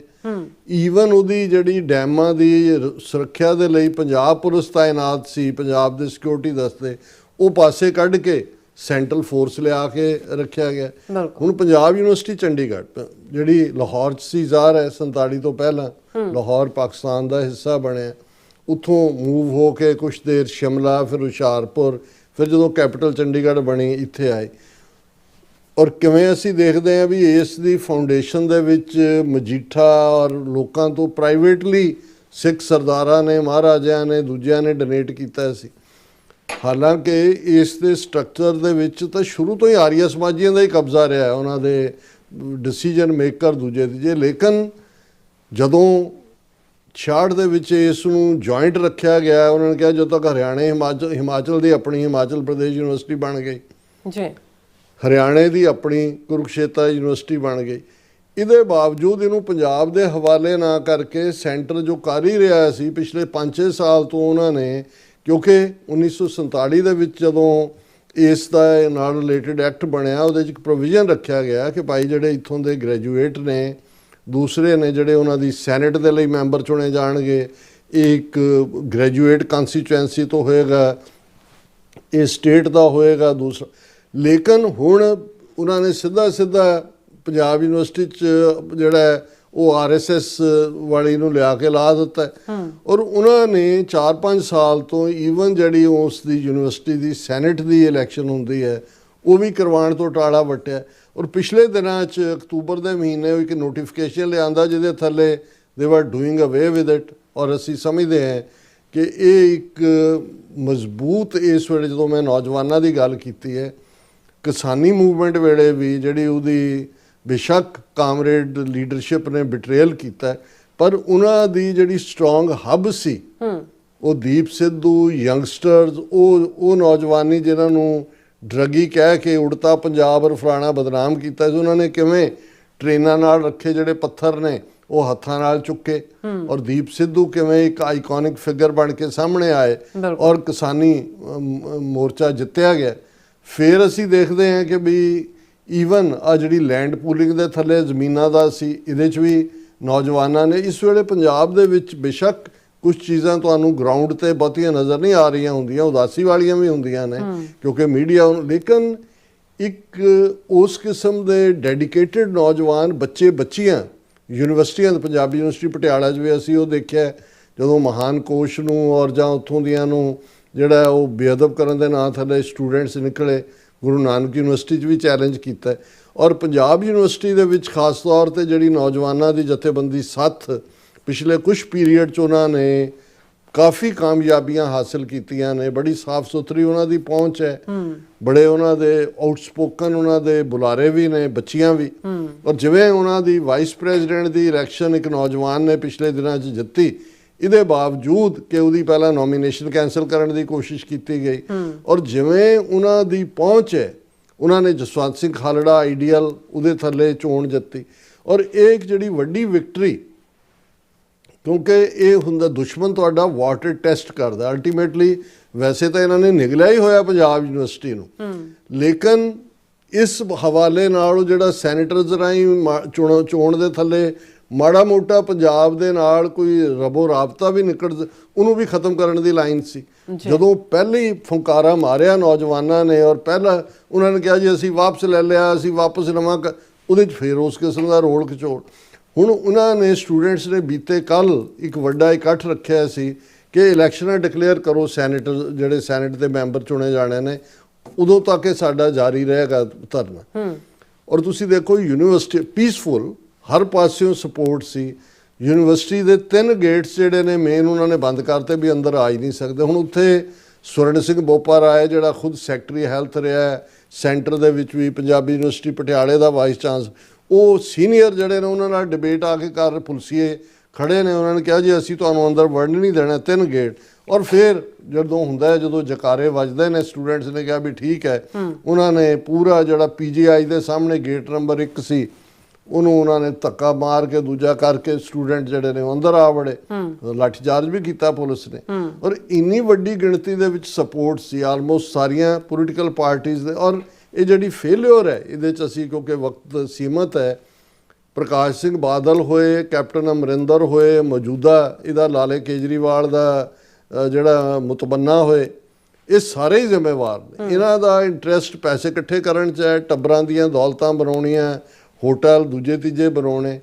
ਕਿਸੇ ਨੇ ਵੀ ਇੱਕ ਪਾਸੇ ਤਾਂ, ਔਰ ਅਸੀਂ ਦੇਖ ਰਹੇ ਹਾਂ ਵੀ ਇਸ ਤੋਂ ਪਹਿਲਾਂ ਚੰਡੀਗੜ੍ਹ ਜਿਹੜੀ ਇੰਪਲੋਈ ਰੇਸ਼ੋ 60-40 ਦੇ ਹਵਾਲੇ ਨਾਲ ਸੀ ਉਹ ਉਹਨਾਂ ਨੇ ਖ਼ਤਮ ਕੀਤੀ। ਸਿਕਿਉਰਿਟੀ ਦੇ ਨਾਂ ਥੱਲੇ ਚੰਡੀਗੜ੍ਹ ਗਿਆਂ ਦੇ ਨਾਲ ਜੋ ਉਹ ਕਰਦੇ ਨੇ ਉਹ ਆਪਣੀ ਥਾਂ ਤੇ ਹੈ। ਸੋ ਇਹ ਜਿਹੜਾ ਬਹੁਤ ਵੱਡਾ ਇਕੱਠ ਹੋਇਆ ਨੌਜਵਾਨਾਂ ਦਾ, ਬੱਚੇ ਬੱਚੀਆਂ ਦਾ, ਔਰ ਖੁਸ਼ੀ ਇਸ ਗੱਲ ਦੀ ਹੈ ਕਿ ਭਾਈ ਸਾਡੀਆਂ ਬੱਚੀਆਂ ਵੀ ਉਹ ਇਸ ਦੇ ਉੱਤੇ ਵੋਕਲ ਨੇ। ਔਰ ਇੱਕ ਜਿਹੜਾ ਹੋਰ ਪੋਜ਼ੀਟਿਵ ਟ੍ਰੈਂਡ ਹੈ, ਮੈਂ ਉਹਨਾਂ ਜਦੋਂ ਸਪੀਕਰਸ ਨੂੰ ਵੀ ਸੁਣ ਰਿਹਾ ਸੀ, ਆਪਣੇ TV 84 ਨੇ 5.5 ਘੰਟੇ ਪੰਜਾਬ ਯੂਨੀਵਰਸਿਟੀ ਚੰਡੀਗੜ੍ਹ ਤੋਂ ਕੱਲ੍ਹ ਦੀ ਉਸ ਜਿਹੜਾ ਸਿਟ-ਇਨ ਸੀ ਉਸ ਦੀ ਲਾਈਵ ਕਵਰੇਜ ਕੀਤੀ ਹੈ। ਈਵਨ ਜਿਹੜੇ ਕੁਝ ਹਿੰਦੂ ਸਟੂਡੈਂਟ ਵੀ ਨਾਲ ਲੱਗੇ ਨੇ ਜਿਹੜੇ ਉਹ ਸਮਝਦੇ ਨੇ, ਕਿਉਂਕਿ ਜਦੋਂ ਹੜ੍ਹ ਆਏ ਸੱਥ ਨੇ ਇਸ ਦੇ ਉੱਤੇ ਵੀ ਡਿਬੇਟ ਕੀਤੀ, ਜਿਹੜਾ ਜਿਹਨੂੰ TV 84 ਨੇ ਲਾਈਵ ਕਵਰ ਕੀਤਾ ਸੀ। ਉਹਦੇ 'ਚ ਵੀ ਹਿਮਾਚਲ ਵਾਲਿਆਂ ਨੂੰ ਲੱਗਦਾ ਹੈ ਕਿ ਭਾਈ ਇਹ ਤਾਂ ਸਾਡਾ ਉਜਾੜਾ ਵੀ ਕਰ ਰਹੇ ਨੇ, ਕਿਉਂਕਿ ਹਿਮਾਚਲ 'ਚ ਕਾਂਗਰਸ ਦੀ ਸਰਕਾਰ ਹੈ, ਉਹ ਆਪਣਾ ਉਹਨਾਂ ਦਾ ਗਰੀਵੈਂਸ ਹੈ। ਸੋ ਅਸੀਂ ਸਮਝਦੇ ਹਾਂ ਵੀ ਇਹ ਜਿਹੜਾ ਹੁਣ ਚੋਣਾਂ ਦਾ ਡਿਕਲੇਰੇਸ਼ਨ ਹੁੰਦੀ ਹੈ ਕਿ ਨਹੀਂ, ਇਹ ਆਉਣ ਵਾਲੇ ਦਿਨ ਹੀ ਦੱਸਣਗੇ। ਪਰ ਜਿਸ ਇੰਟੈਂਸਿਟੀ ਦੇ ਨਾਲ ਇਹ ਸਾਰੀ ਮੂਵਮੈਂਟ ਖੜੀ ਹੋਈ, ਪੰਜਾਬ ਦੀਆਂ ਸਿਆਸੀ ਪਾਰਟੀਆਂ ਦੀ ਵੀ ਮਜਬੂਰੀ ਬਣ ਗਈ ਆਉਣਾ। ਬਹੁਤ ਸਾਰੇ ਐਕਸ ਸਟੂਡੈਂਟ ਆਏ ਔਰ ਜਿਹੜਾ ਜੋਸ਼ੋ ਖਰੋਸ਼ ਸੀ ਉਹ ਆਪਣੇ ਆਪ 'ਚ ਦੱਸਦਾ ਹੈ ਕਿ ਇਹ ਪੰਜਾਬ ਜਿਸ ਦੇ ਵਿੱਚ ਚੈਲੰਜ, ਡਿਫਾਇੰਸ, ਹੱਕਾਂ ਲਈ ਖਲੋਣਾ ਗੁਰੂ ਸਾਹਿਬਾਨ ਨੇ ਸਾਨੂੰ ਸਿਖਾਇਆ ਹੋਇਆ। ਸਾਡੀ ਪੰਜਾਬ ਦੀ ਨੌਜਵਾਨੀ ਔਰ ਪੜ੍ਹੀ ਲਿਖੀ ਨੌਜਵਾਨੀ ਬਿਲਕੁਲ ਦਾਇਰੇ 'ਚ ਰਹਿੰਦੇ ਆ ਉਹਨਾਂ ਨੇ ਇੱਕ ਵਾਰ ਫਿਰ ਹਕੂਮਤ ਨੂੰ ਇਹ ਦੱਸ ਦਿੱਤਾ ਹੈ ਕਿ ਪੰਜਾਬ ਸਿਓ, ਜਿਵੇਂ ਕਹਿੰਦਾ ਪੰਜਾਬ ਸਿਆ ਤੇਰੇ ਨਾਲ ਇਹ ਹੋ ਰਿਹਾ, ਪੰਜਾਬ ਸਿਆ ਦੇ ਨਾਲ, ਉਹਨਾਂ ਨੇ ਕਿਹਾ ਵੀ ਨਹੀਂ, ਪੰਜਾਬ ਸਿੰਘ ਪੂਰੀ ਤਰ੍ਹਾਂ ਜਾਗਦਾ ਹੈ। ਪੰਜਾਬ ਸਿੰਘ ਦੇ ਹੱਥ 'ਚ ਖੁੰਡਾ ਵੀ ਹੈ, ਪੰਜਾਬ ਸਿੰਘ ਦੇ ਹੱਥ ਹਵਾ ਦੇ ਵਿੱਚ ਵੀ ਲਹਿਰਾ ਰਹੇ ਨੇ, ਉਹਨੇ ਮੁੱਕਾ ਵੀ ਵੱਟਿਆ ਹੋਇਆ ਔਰ ਉਸ ਦੇ ਕਦਮ ਜਿਹੜੇ ਨੇ ਉਹ ਕਾਮਯਾਬੀ ਵੱਲ ਵੱਧ ਰਹੇ ਨੇ।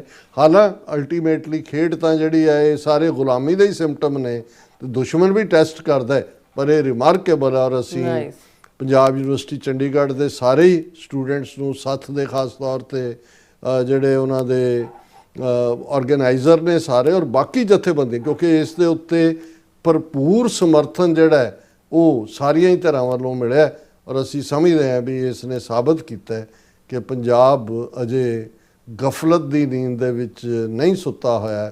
ਪੰਜਾਬ ਜਾਗਦਾ ਹੈ ਔਰ ਪੰਜਾਬ ਆਪਣੇ ਹੱਕਾਂ ਦੇ ਲਈ ਕੋਈ ਵੀ ਕੁਰਬਾਨੀ ਕਰਨ ਨੂੰ ਤਿਆਰ। ਜੀ ਡਾਕਟਰ ਸਾਹਿਬ ਤੁਹਾਡਾ ਬਹੁਤ ਬਹੁਤ ਸ਼ੁਕਰੀਆ। ਹੁਣ ਆਪਾਂ ਜਿਹੜੇ ਵਿਊਅਰਸ ਮੈਸੇਜ ਨੇ ਉਹ ਲੈਣ ਜਾ ਰਹੇ ਹਾਂ, ਸਭ ਦਾ ਬਹੁਤ ਬਹੁਤ ਸ਼ੁਕਰੀਆ ਅਦਾ ਕਰਦੇ ਹਾਂ। ਔਰ ਸੁਖਜੀਵਨ ਬੱਚੂ ਸਾਡੇ ਪਹਿਲੇ ਵਿਊਅਰ ਨੇ, ਸਾਨੂੰ ਫਤਿਹ ਬੁਲਾਉਂਦੇ ਨੇ ਔਰ ਥੈਂਕਸ ਕਹਿੰਦੇ ਨੇ। ਔਰ ਅਮਰਜੀਤ ਸਿੰਘ ਸੈਣੀ ਜੀ ਵੀ ਔਰ ਇਸੇ ਤਰ੍ਹਾਂ ਨਵਾਜ਼ ਚੌਧਰੀ ਜੀ ਵੀ अस्सलाम वालेकुम कहते हैं। वालेकुम सलाम जी सानू दोनों नू कहते ने और कहते lot of best wishes to all families TV 84 and is listeners. Khalsa जिंदाबाद वाचिंग फ्रॉम वर्जीनिया USA तो सानू देख रहे ने वर्जीनिया तो। और मोहम्मद याकूब जी भी आए रहे ने, ये भी कहते ने कि हो सकता है कि अब तक इंडिया ने कहते पाकिस्तान पर हमला कर दिया होता। और फिर कहते ने इंद्रजीत सिंह जी कहते ने संधू ये फतेह बुलाते हैं और उस्मान अली जी कहते ने सानू प्यार करते हैं। ਔਰ ਗੁਜਰਾਂਵਾਲਾ ਤੋਂ ਸਾਨੂੰ ਹਮੇਸ਼ਾ ਜਿਹੜਾ ਦੇਖਦੇ ਨੇ, ਔਰ TV 84 ਕਹਿੰਦੇ ਆਪਾਂ ਦੇਖਦੇ ਆ ਤੁਹਾਡਾ ਸ਼ੋਅ। ਸੋ ਤੁਹਾਡਾ ਬਹੁਤ ਬਹੁਤ ਸ਼ੁਕਰੀਆ। ਸ਼ੁਕਰੀਆ ਤੁਹਾਡਾ ਵੀ ਭਾਈਜਾਨ। ਹਾਂਜੀ, ਔਰ ਮੁਹੰਮਦ ਜਾਕੂਬ ਜੀ ਕਹਿੰਦੇ ਨੇ ਕਿ ਟਰੰਪ ਜਿਹੜਾ ਹੈ ਉਹ ਕਹਿੰਦਾ ਸੁਣਿਆ ਹੈ ਕਿ उन्होंने $2000 ਜਿਹੜਾ ਹੈ ਅਮਰੀਕਨ ਕੋ ਦੇਣੇ ਹੈ। ਕਹਿੰਦੇ ਕਬ ਦੇਂਗੇ ਡਾਕਟਰ ਸਾਹਿਬ? ਤੁਹਾਨੂੰ ਪੁੱਛਦੇ ਪਏ ਨੇ। ਜਦੋਂ ਦਿੱਤੇ ਤੁਹਾਡੇ ਜਦੋਂ ਅਕਾਊਂਟ 'ਚ ਦਿੱਤੇ ਅਸੀਂ ਤੁਹਾਨੂੰ ਪਹਿਲਾਂ ਹੀ ਅਨਾਉਂਸ ਕਰ ਦਾਂ, ਸਾਨੂੰ ਸਾਡੇ ਅਕਾਊਂਟ 'ਚ ਪੈਸੇ ਆ ਗਏ ਨੇ। ਔਰ ਫਿਰ ਇਸ ਤਰ੍ਹਾਂ ਸੋਨਮ ਮਾਲ ਜੀ ਵੀ ਔਰ ਇਕਬਾਲ ਸਿੰਘ ਜੀ ਵੀ ਇਹ ਵੀ ਕਹਿੰਦੇ ਨੇ ਕਿ ਫਤਿਹ ਬੁਲਾ ਕੇ ਕਿ doctor sahib is a legend of our community, long live Khalistan. ਬਹੁਤ ਮਿਹਰਬਾਨੀ। ਅਸੀਂ ਤਾਲਿਬੇ ਇਲਮ ਹੈ, ਤੁਹਾਡੀ ਨਵਾਜ਼ਿਸ਼ ਹੈ, ਤੁਸੀਂ ਪਿਆਰ ਦੇ ਲਫ਼ਜ਼ਾਂ ਨਾਲ ਨਵਾਜ਼ਦੇ ਹੋ। ਬਿਲਕੁਲ। ਕਰਮ ਸਿੰਘ ਜੀ ਵੀ ਜਿਹੜੇ ਨੇ ਕਹਿੰਦੇ ਡਾਕਟਰ ਸਾਹਿਬ Neelam Kaur and the rest of the whole team TV 84 ਕਹਿੰਦੇ ਵਾਹਿਗੁਰੂ ਜੀ ਕਾ ਖਾਲਸਾ ਵਾਹਿਗੁਰੂ ਜੀ ਕੀ ਫਤਿਹ। ਔਰ ਨਵਾਜ਼ ਚੌਧਰੀ ਜੀ ਕਹਿੰਦੇ ਨੇ ਕਿ one more flag, false flag. ਔਰ ਕਰਮ ਸਿੰਘ ਜੀ ਕਹਿੰਦੇ ਨੇ ਕਿ great show like always, Waheguru ਮਿਹਰ ਕਰੇ। ਔਰ ਅਮਰਜੀਤ ਸੈਣੀ ਜੀ ਵੀ, ਔਰ ਫਿਰ ਇਸੇ ਤਰ੍ਹਾਂ ਗੁਰਦੀਪ ਸਿੰਘ ਜੀ ਵੀ, ਔਰ ਗੁਰਪ੍ਰੀਤ ਸਿੰਘ ਜੀ ਵੀ, ਔਰ ਮੁਹੰਮਦ ਜਾਕੂਬ ਜੀ ਦੱਸਿਆ ਹੀ ਹੈ ਕਿ ਕਹਿੰਦੇ ਪੈਸੇ ਕਦੋਂ ਮਿਲਣਗੇ ਡਾਕਟਰ ਸਾਹਿਬ। ਔਰ ਫਿਰ ਬਨਹਾਰ ਸਿੰਘ ਕੰਗ ਜੀ ਵੀ, ਗੁਸਕੇ ਜੀ ਵੀ, ਔਰ ਮੰਕੀ ਬੁਆਏ ਜੀ ਵੀ ਫਤਿਹ ਬੁਲਾਉਂਦੇ ਨੇ, ਔਰ ਸਿੰਘ ਗਰਚਾ ਜੀ ਵੀ। ਫਿਰ ਇਸੇ ਤਰ੍ਹਾਂ ਜਾਕੂਬ ਜੀ ਕਹਿੰਦੇ ਅਬ ਆਰ ਜਾਂ ਪਾਰ ਹੋਗਾ, ਕਹਿੰਦੇ ਜਿਹੜੀ ਜੰਗ ਹੈ ਆਰ ਪਾਰ ਕੀ ਹੋਣੀ ਚਾਹੀਏ। ਔਰ ਬਲਾਲ ਜੀ ਸਾਨੂੰ ਜਿਹੜੇ ਨੇ ਫਤਿਹ ਬੁਲਾਉਂਦੇ ਨੇ, ਹਲੋ ਕਹਿੰਦੇ ਨੇ ਸਾਰੇ। और कुलदीप कौर जी भी। और फिर इसी तरह जाकूब जी कहते भारत माता को उससे बनने का बहुत शौक है, अंदाज़ा करो बॉम्ब धमाका वाला जड़ा जंग को ग्राउंड ज़ीरो का कहते नाम दे रहे हैं। और फिर इसी तरह बिलाल जी कहते हैं वेरी वार्म वेलकम डॉक्टर साहब, shining morning here in Lahore. और ਧੁੱਪ ਦਾ ਆਨੰਦ ਮਾਣੋ ਜੀ। ਹਾਂਜੀ, ਠੰਡ ਹੋ ਗਈ ਹੈ। ਔਰ ਫਿਰ ਤਰ੍ਹਾਂ ਉਸਮਾਨ ਅਲੀ ਜੀ ਵੀ ਖਾਲਸਾ ਜ਼ਿੰਦਾਬਾਦ ਕਹਿੰਦੇ ਨੇ, ਔਰ ਜਸਕੀਰਤ ਸਿੰਘ ਜੀ ਵੀ, ਔਰ ਫਿਰ ਇਸੇ ਤਰ੍ਹਾਂ ਹਾਂਜੀ ਬਾਲਮੋਹਨ ਜੀ ਵੀ ਫਤਿਹ ਬੁਲਾਉਂਦੇ ਨੇ। और जाकूब जी फिर कहते हैं कि सुना है कि मोदी बिहार में इलेक्शन हार चुका है। नहीं, वो जित हार नाल कोई बहुता फर्क नहीं पैना, पर उन्होंने रिग कर ली हुई है ऑलरेडी। ਵੋਟਾਂ ਕੱਟ ਦਿੱਤੀਆਂ ਨੇ, ATM ਉਹਨਾਂ ਦਾ EVM ਉਹਦੇ 'ਚ ਵੀ ਗੜਬੜ ਹੈ, ਉਹਨਾਂ ਨੇ ਲੈ ਜਾਣੀ। ਹਾਂਜੀ, और इंद्रप्रीत सिंह जी भी और जाकूब जी कहते हैं कि डॉक्टर साहब दिल से आपका शुक्रिया और मेरा भी शुक्रिया कर रहे हैं, थैंक यू सो मच। ਤੁਸੀਂ ਅਸੀਂ ਤੁਹਾਡਾ ਸ਼ੁਕਰੀਆ ਅਦਾ ਕਰਦੇ ਹਾਂ, ਤੁਸੀਂ ਸਾਡਾ ਪ੍ਰੋਗਰਾਮ ਦੇਖਦੇ ਹੋ ਔਰ ਕੰਮ ਕਰ ਰਹੇ ਹੋ। $2000 ਨਾ ਡੀਕੋ। और उस्मान जी कहते हैं कि गोदी media as usual blaming Pakistan, but this was something else, as 4 bombers were recovered from inside the vehicle, which means the occupants were ordinary people, not terrorists। ਉਹ ਅਸੀਂ ਜ਼ਿਕਰ ਕੀਤਾ ਹੀ ਹੈ। और जाकूब जी कहते हैं कि love those Khalsa who are working for Khalistan, struggling for Khalistan। so nice। Sukhvinder Singh ji भी। फिर जाकूब जी कहते राज करेगा खालसा, देखते फतेह, पंथ की जीत, धोती टोपी जमुना पार, अकाल तक तू आई आवाज, खालिस्तान खालिस्तान। So nice. और बिलाल जी कहते ਹੁਣ ਤੁਸੀਂ ਨਾਰੇ ਸਾਰੇ ਪ੍ਰੋਟੈਸਟ ਵਾਲੇ ਲਾਉਂਦੇ ਹੋ, ਪਰ ਆਂਦੇ ਆ ਨਹੀਂ ਤੁਸੀਂ। ਤੁਹਾਡੀ ਆਪਣੀ ਸਿਹਤ ਦਾ ਧਿਆਨ ਰੱਖੋ। ਬਿਲਕੁਲ। और बिलाल जी कहते हैं कि डॉक्टर साहब पाकिस्तानी पाकिस्तान के साथ है, मेरे ख्याल वाम कहना चाहते हैं कि कहना चाहते ओके साथ है। और बस ज़रा थोड़ी सी मिसअंडरस्टैंडिंग है, दूर हो जाएगी सॉरी। और बाकी TTA और TTP को बहुत जल्दी कहते हैं कि आटे दाल का भाव पता चल जाएगा। नहीं, ये हालात ख़राब होंगे काफ़ी, क्योंकि बहुत वड्डी डूंगी साजिश है इंडिया की, और ये तालिबान रजीम उन्होंने हत्थी चढ़िया है, उन्होंने पैसे ही खा रहा है, ये खराबा करनगे। जाकूब जी अज बड़े कहते हैं कि स्ट्रेंथ विच ने, कहते हैं कि जब तक सूरज चांद रहेगा खालिस्तान तेरा नाम रहेगा। So nice. पंजाब दे कहते सूरज पंजाब। और फिर इसी तरह की जान जड़े ने सिखां दी कहते पाकिस्तान विच ननकाना साहिब दी यात्रा तू भी जड़े बहुत परेशान ने हिंदुत्व भी। ਹਾਂ 40-50 ਹਜ਼ਾਰ ਸੇ ਇਕੱਠੇ ਹੋਏ ਔਰ ਮੈਂ ਦੇਖ ਰਿਹਾ ਸੀ ਅੱਜ ਉਹਨਾਂ ਦੀ ਸ਼ਾਇਦ ਸ਼ਮਾਇਲਾ ਨਾਜ਼ ਉਹਨਾਂ ਦੀ ਐਂਕਰ ਹੈ, ਬਹੁਤ ਅੱਛੀ ਉਹਨੇ ਕਵਰੇਜ ਆ ਕੇ ਕੀਤੀ ਔਰ ਬਹੁਤ ਵੱਡੀ ਗਿਣਤੀ ਸਿੰਧ ਤੋਂ, ਬਲੋਚਿਸਤਾਨ ਤੋਂ, ਕਰਾਚੀ ਤੋਂ ਵੀ ਜਿਹੜੇ ਸਹਿਜਧਾਰੀ ਨੂੰ ਆਉਂਦੇ ਨੇ। ਪੰਜਾਬ ਦੇ ਜੱਥਿਆਂ ਨੇ ਤਾਂ ਜਿਸ ਚੜ੍ਹਦੀ ਕਲਾ ਦੇ ਨਾਲ ਔਰ ਜਿੰਨੀ ਵਾਰਮਥ ਪਾਕਿਸਤਾਨ ਦੇ ਲੋਕ ਦਿੰਦੇ ਨੇ, ਉਹ ਜਿੰਨੇ ਸ਼ੁਕਰਗੁਜ਼ਾਰ ਨੇ, ਉਹ ਕੀ ਕਹਿੰਦੇ ਨੇ ਸਾਨੂੰ ਆਪਣਾ ਘਰ ਭੁੱਲਿਆ ਹੋਇਆ, ਸਾਨੂੰ ਤਾਂ ਇੱਥੇ ਹੀ ਰਹਿਣ ਨੂੰ ਜੀ ਕਰਦਾ। ਬੁੱਧੇਸ਼ ਜਿਹੜੇ ਨੇ ਉਹ ਸਿੰਘ ਜਿਹੜੇ ਨੇ ਇਹ ਹਿੰਦੂ ਤਵੀਆਂ ਨੂੰ ਬਹੁਤ ਤਕਲੀਫ ਦਿੰਦੀ ਹੈ ਇਹ ਗੱਲ। ਬਿਲਕੁਲ।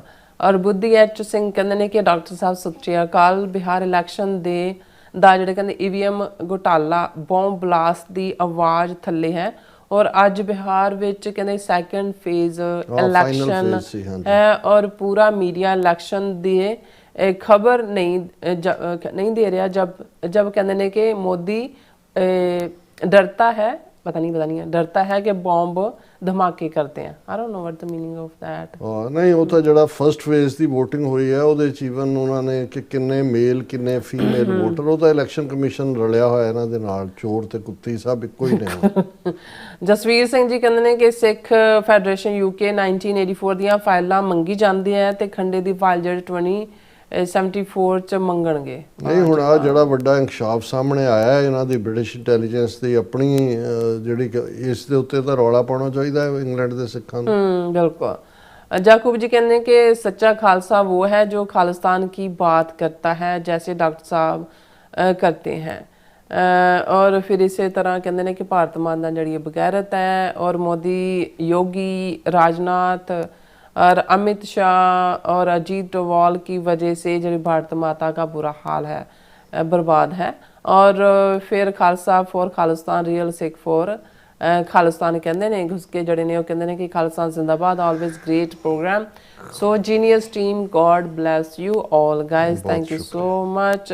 और ऊपर जी जड़े ने वो फतेह बुलाते ने और मिश्रा सिंह जी भी और फिर इसे तरह सतनाम सिंह जी भी, राजविंदर कौर जी भी और हाँ जी फिर साढ़े कोल ने नुपा जी भी सत श्री अकाल कहते हैं डॉक्टर साहब जी और राजविंदर कौर जी और ताजिंदर सिंह जी सब का बहुत बहुत कहते राज तू बेगार कोई विचारधारा नहीं बच सकती। राज तू बगैर कहते कोई विचारधारा जी है वो नहीं बच सकती। और बस बिना ने धर्म चले हैं, धर्म बिना सब दले वाले हैं। सब का बहुत बहुत शुक्रिया। सो इस तरह अपने व्यूअर्स को लेने इजाजत। व्यूअर्स साडे प्रोग्राम का समा इत्थे मुकदा। तुसीं अपनी राय ते सुझाव सानूं भेजना ना भुलना साडे इस पते ते SOS@TV ते असीं अपना प्रोग्राम लैके फिर दोबारा तुहाडे सन्मुख होवांगे। तद तक ले मैनूं ते अपना सुना गया दो देखते रहो TV 4 बुला दिओ फतेह। वाहिगुरू जी का खालसा, वाहिगुरू जी की फतेह। रब राखा।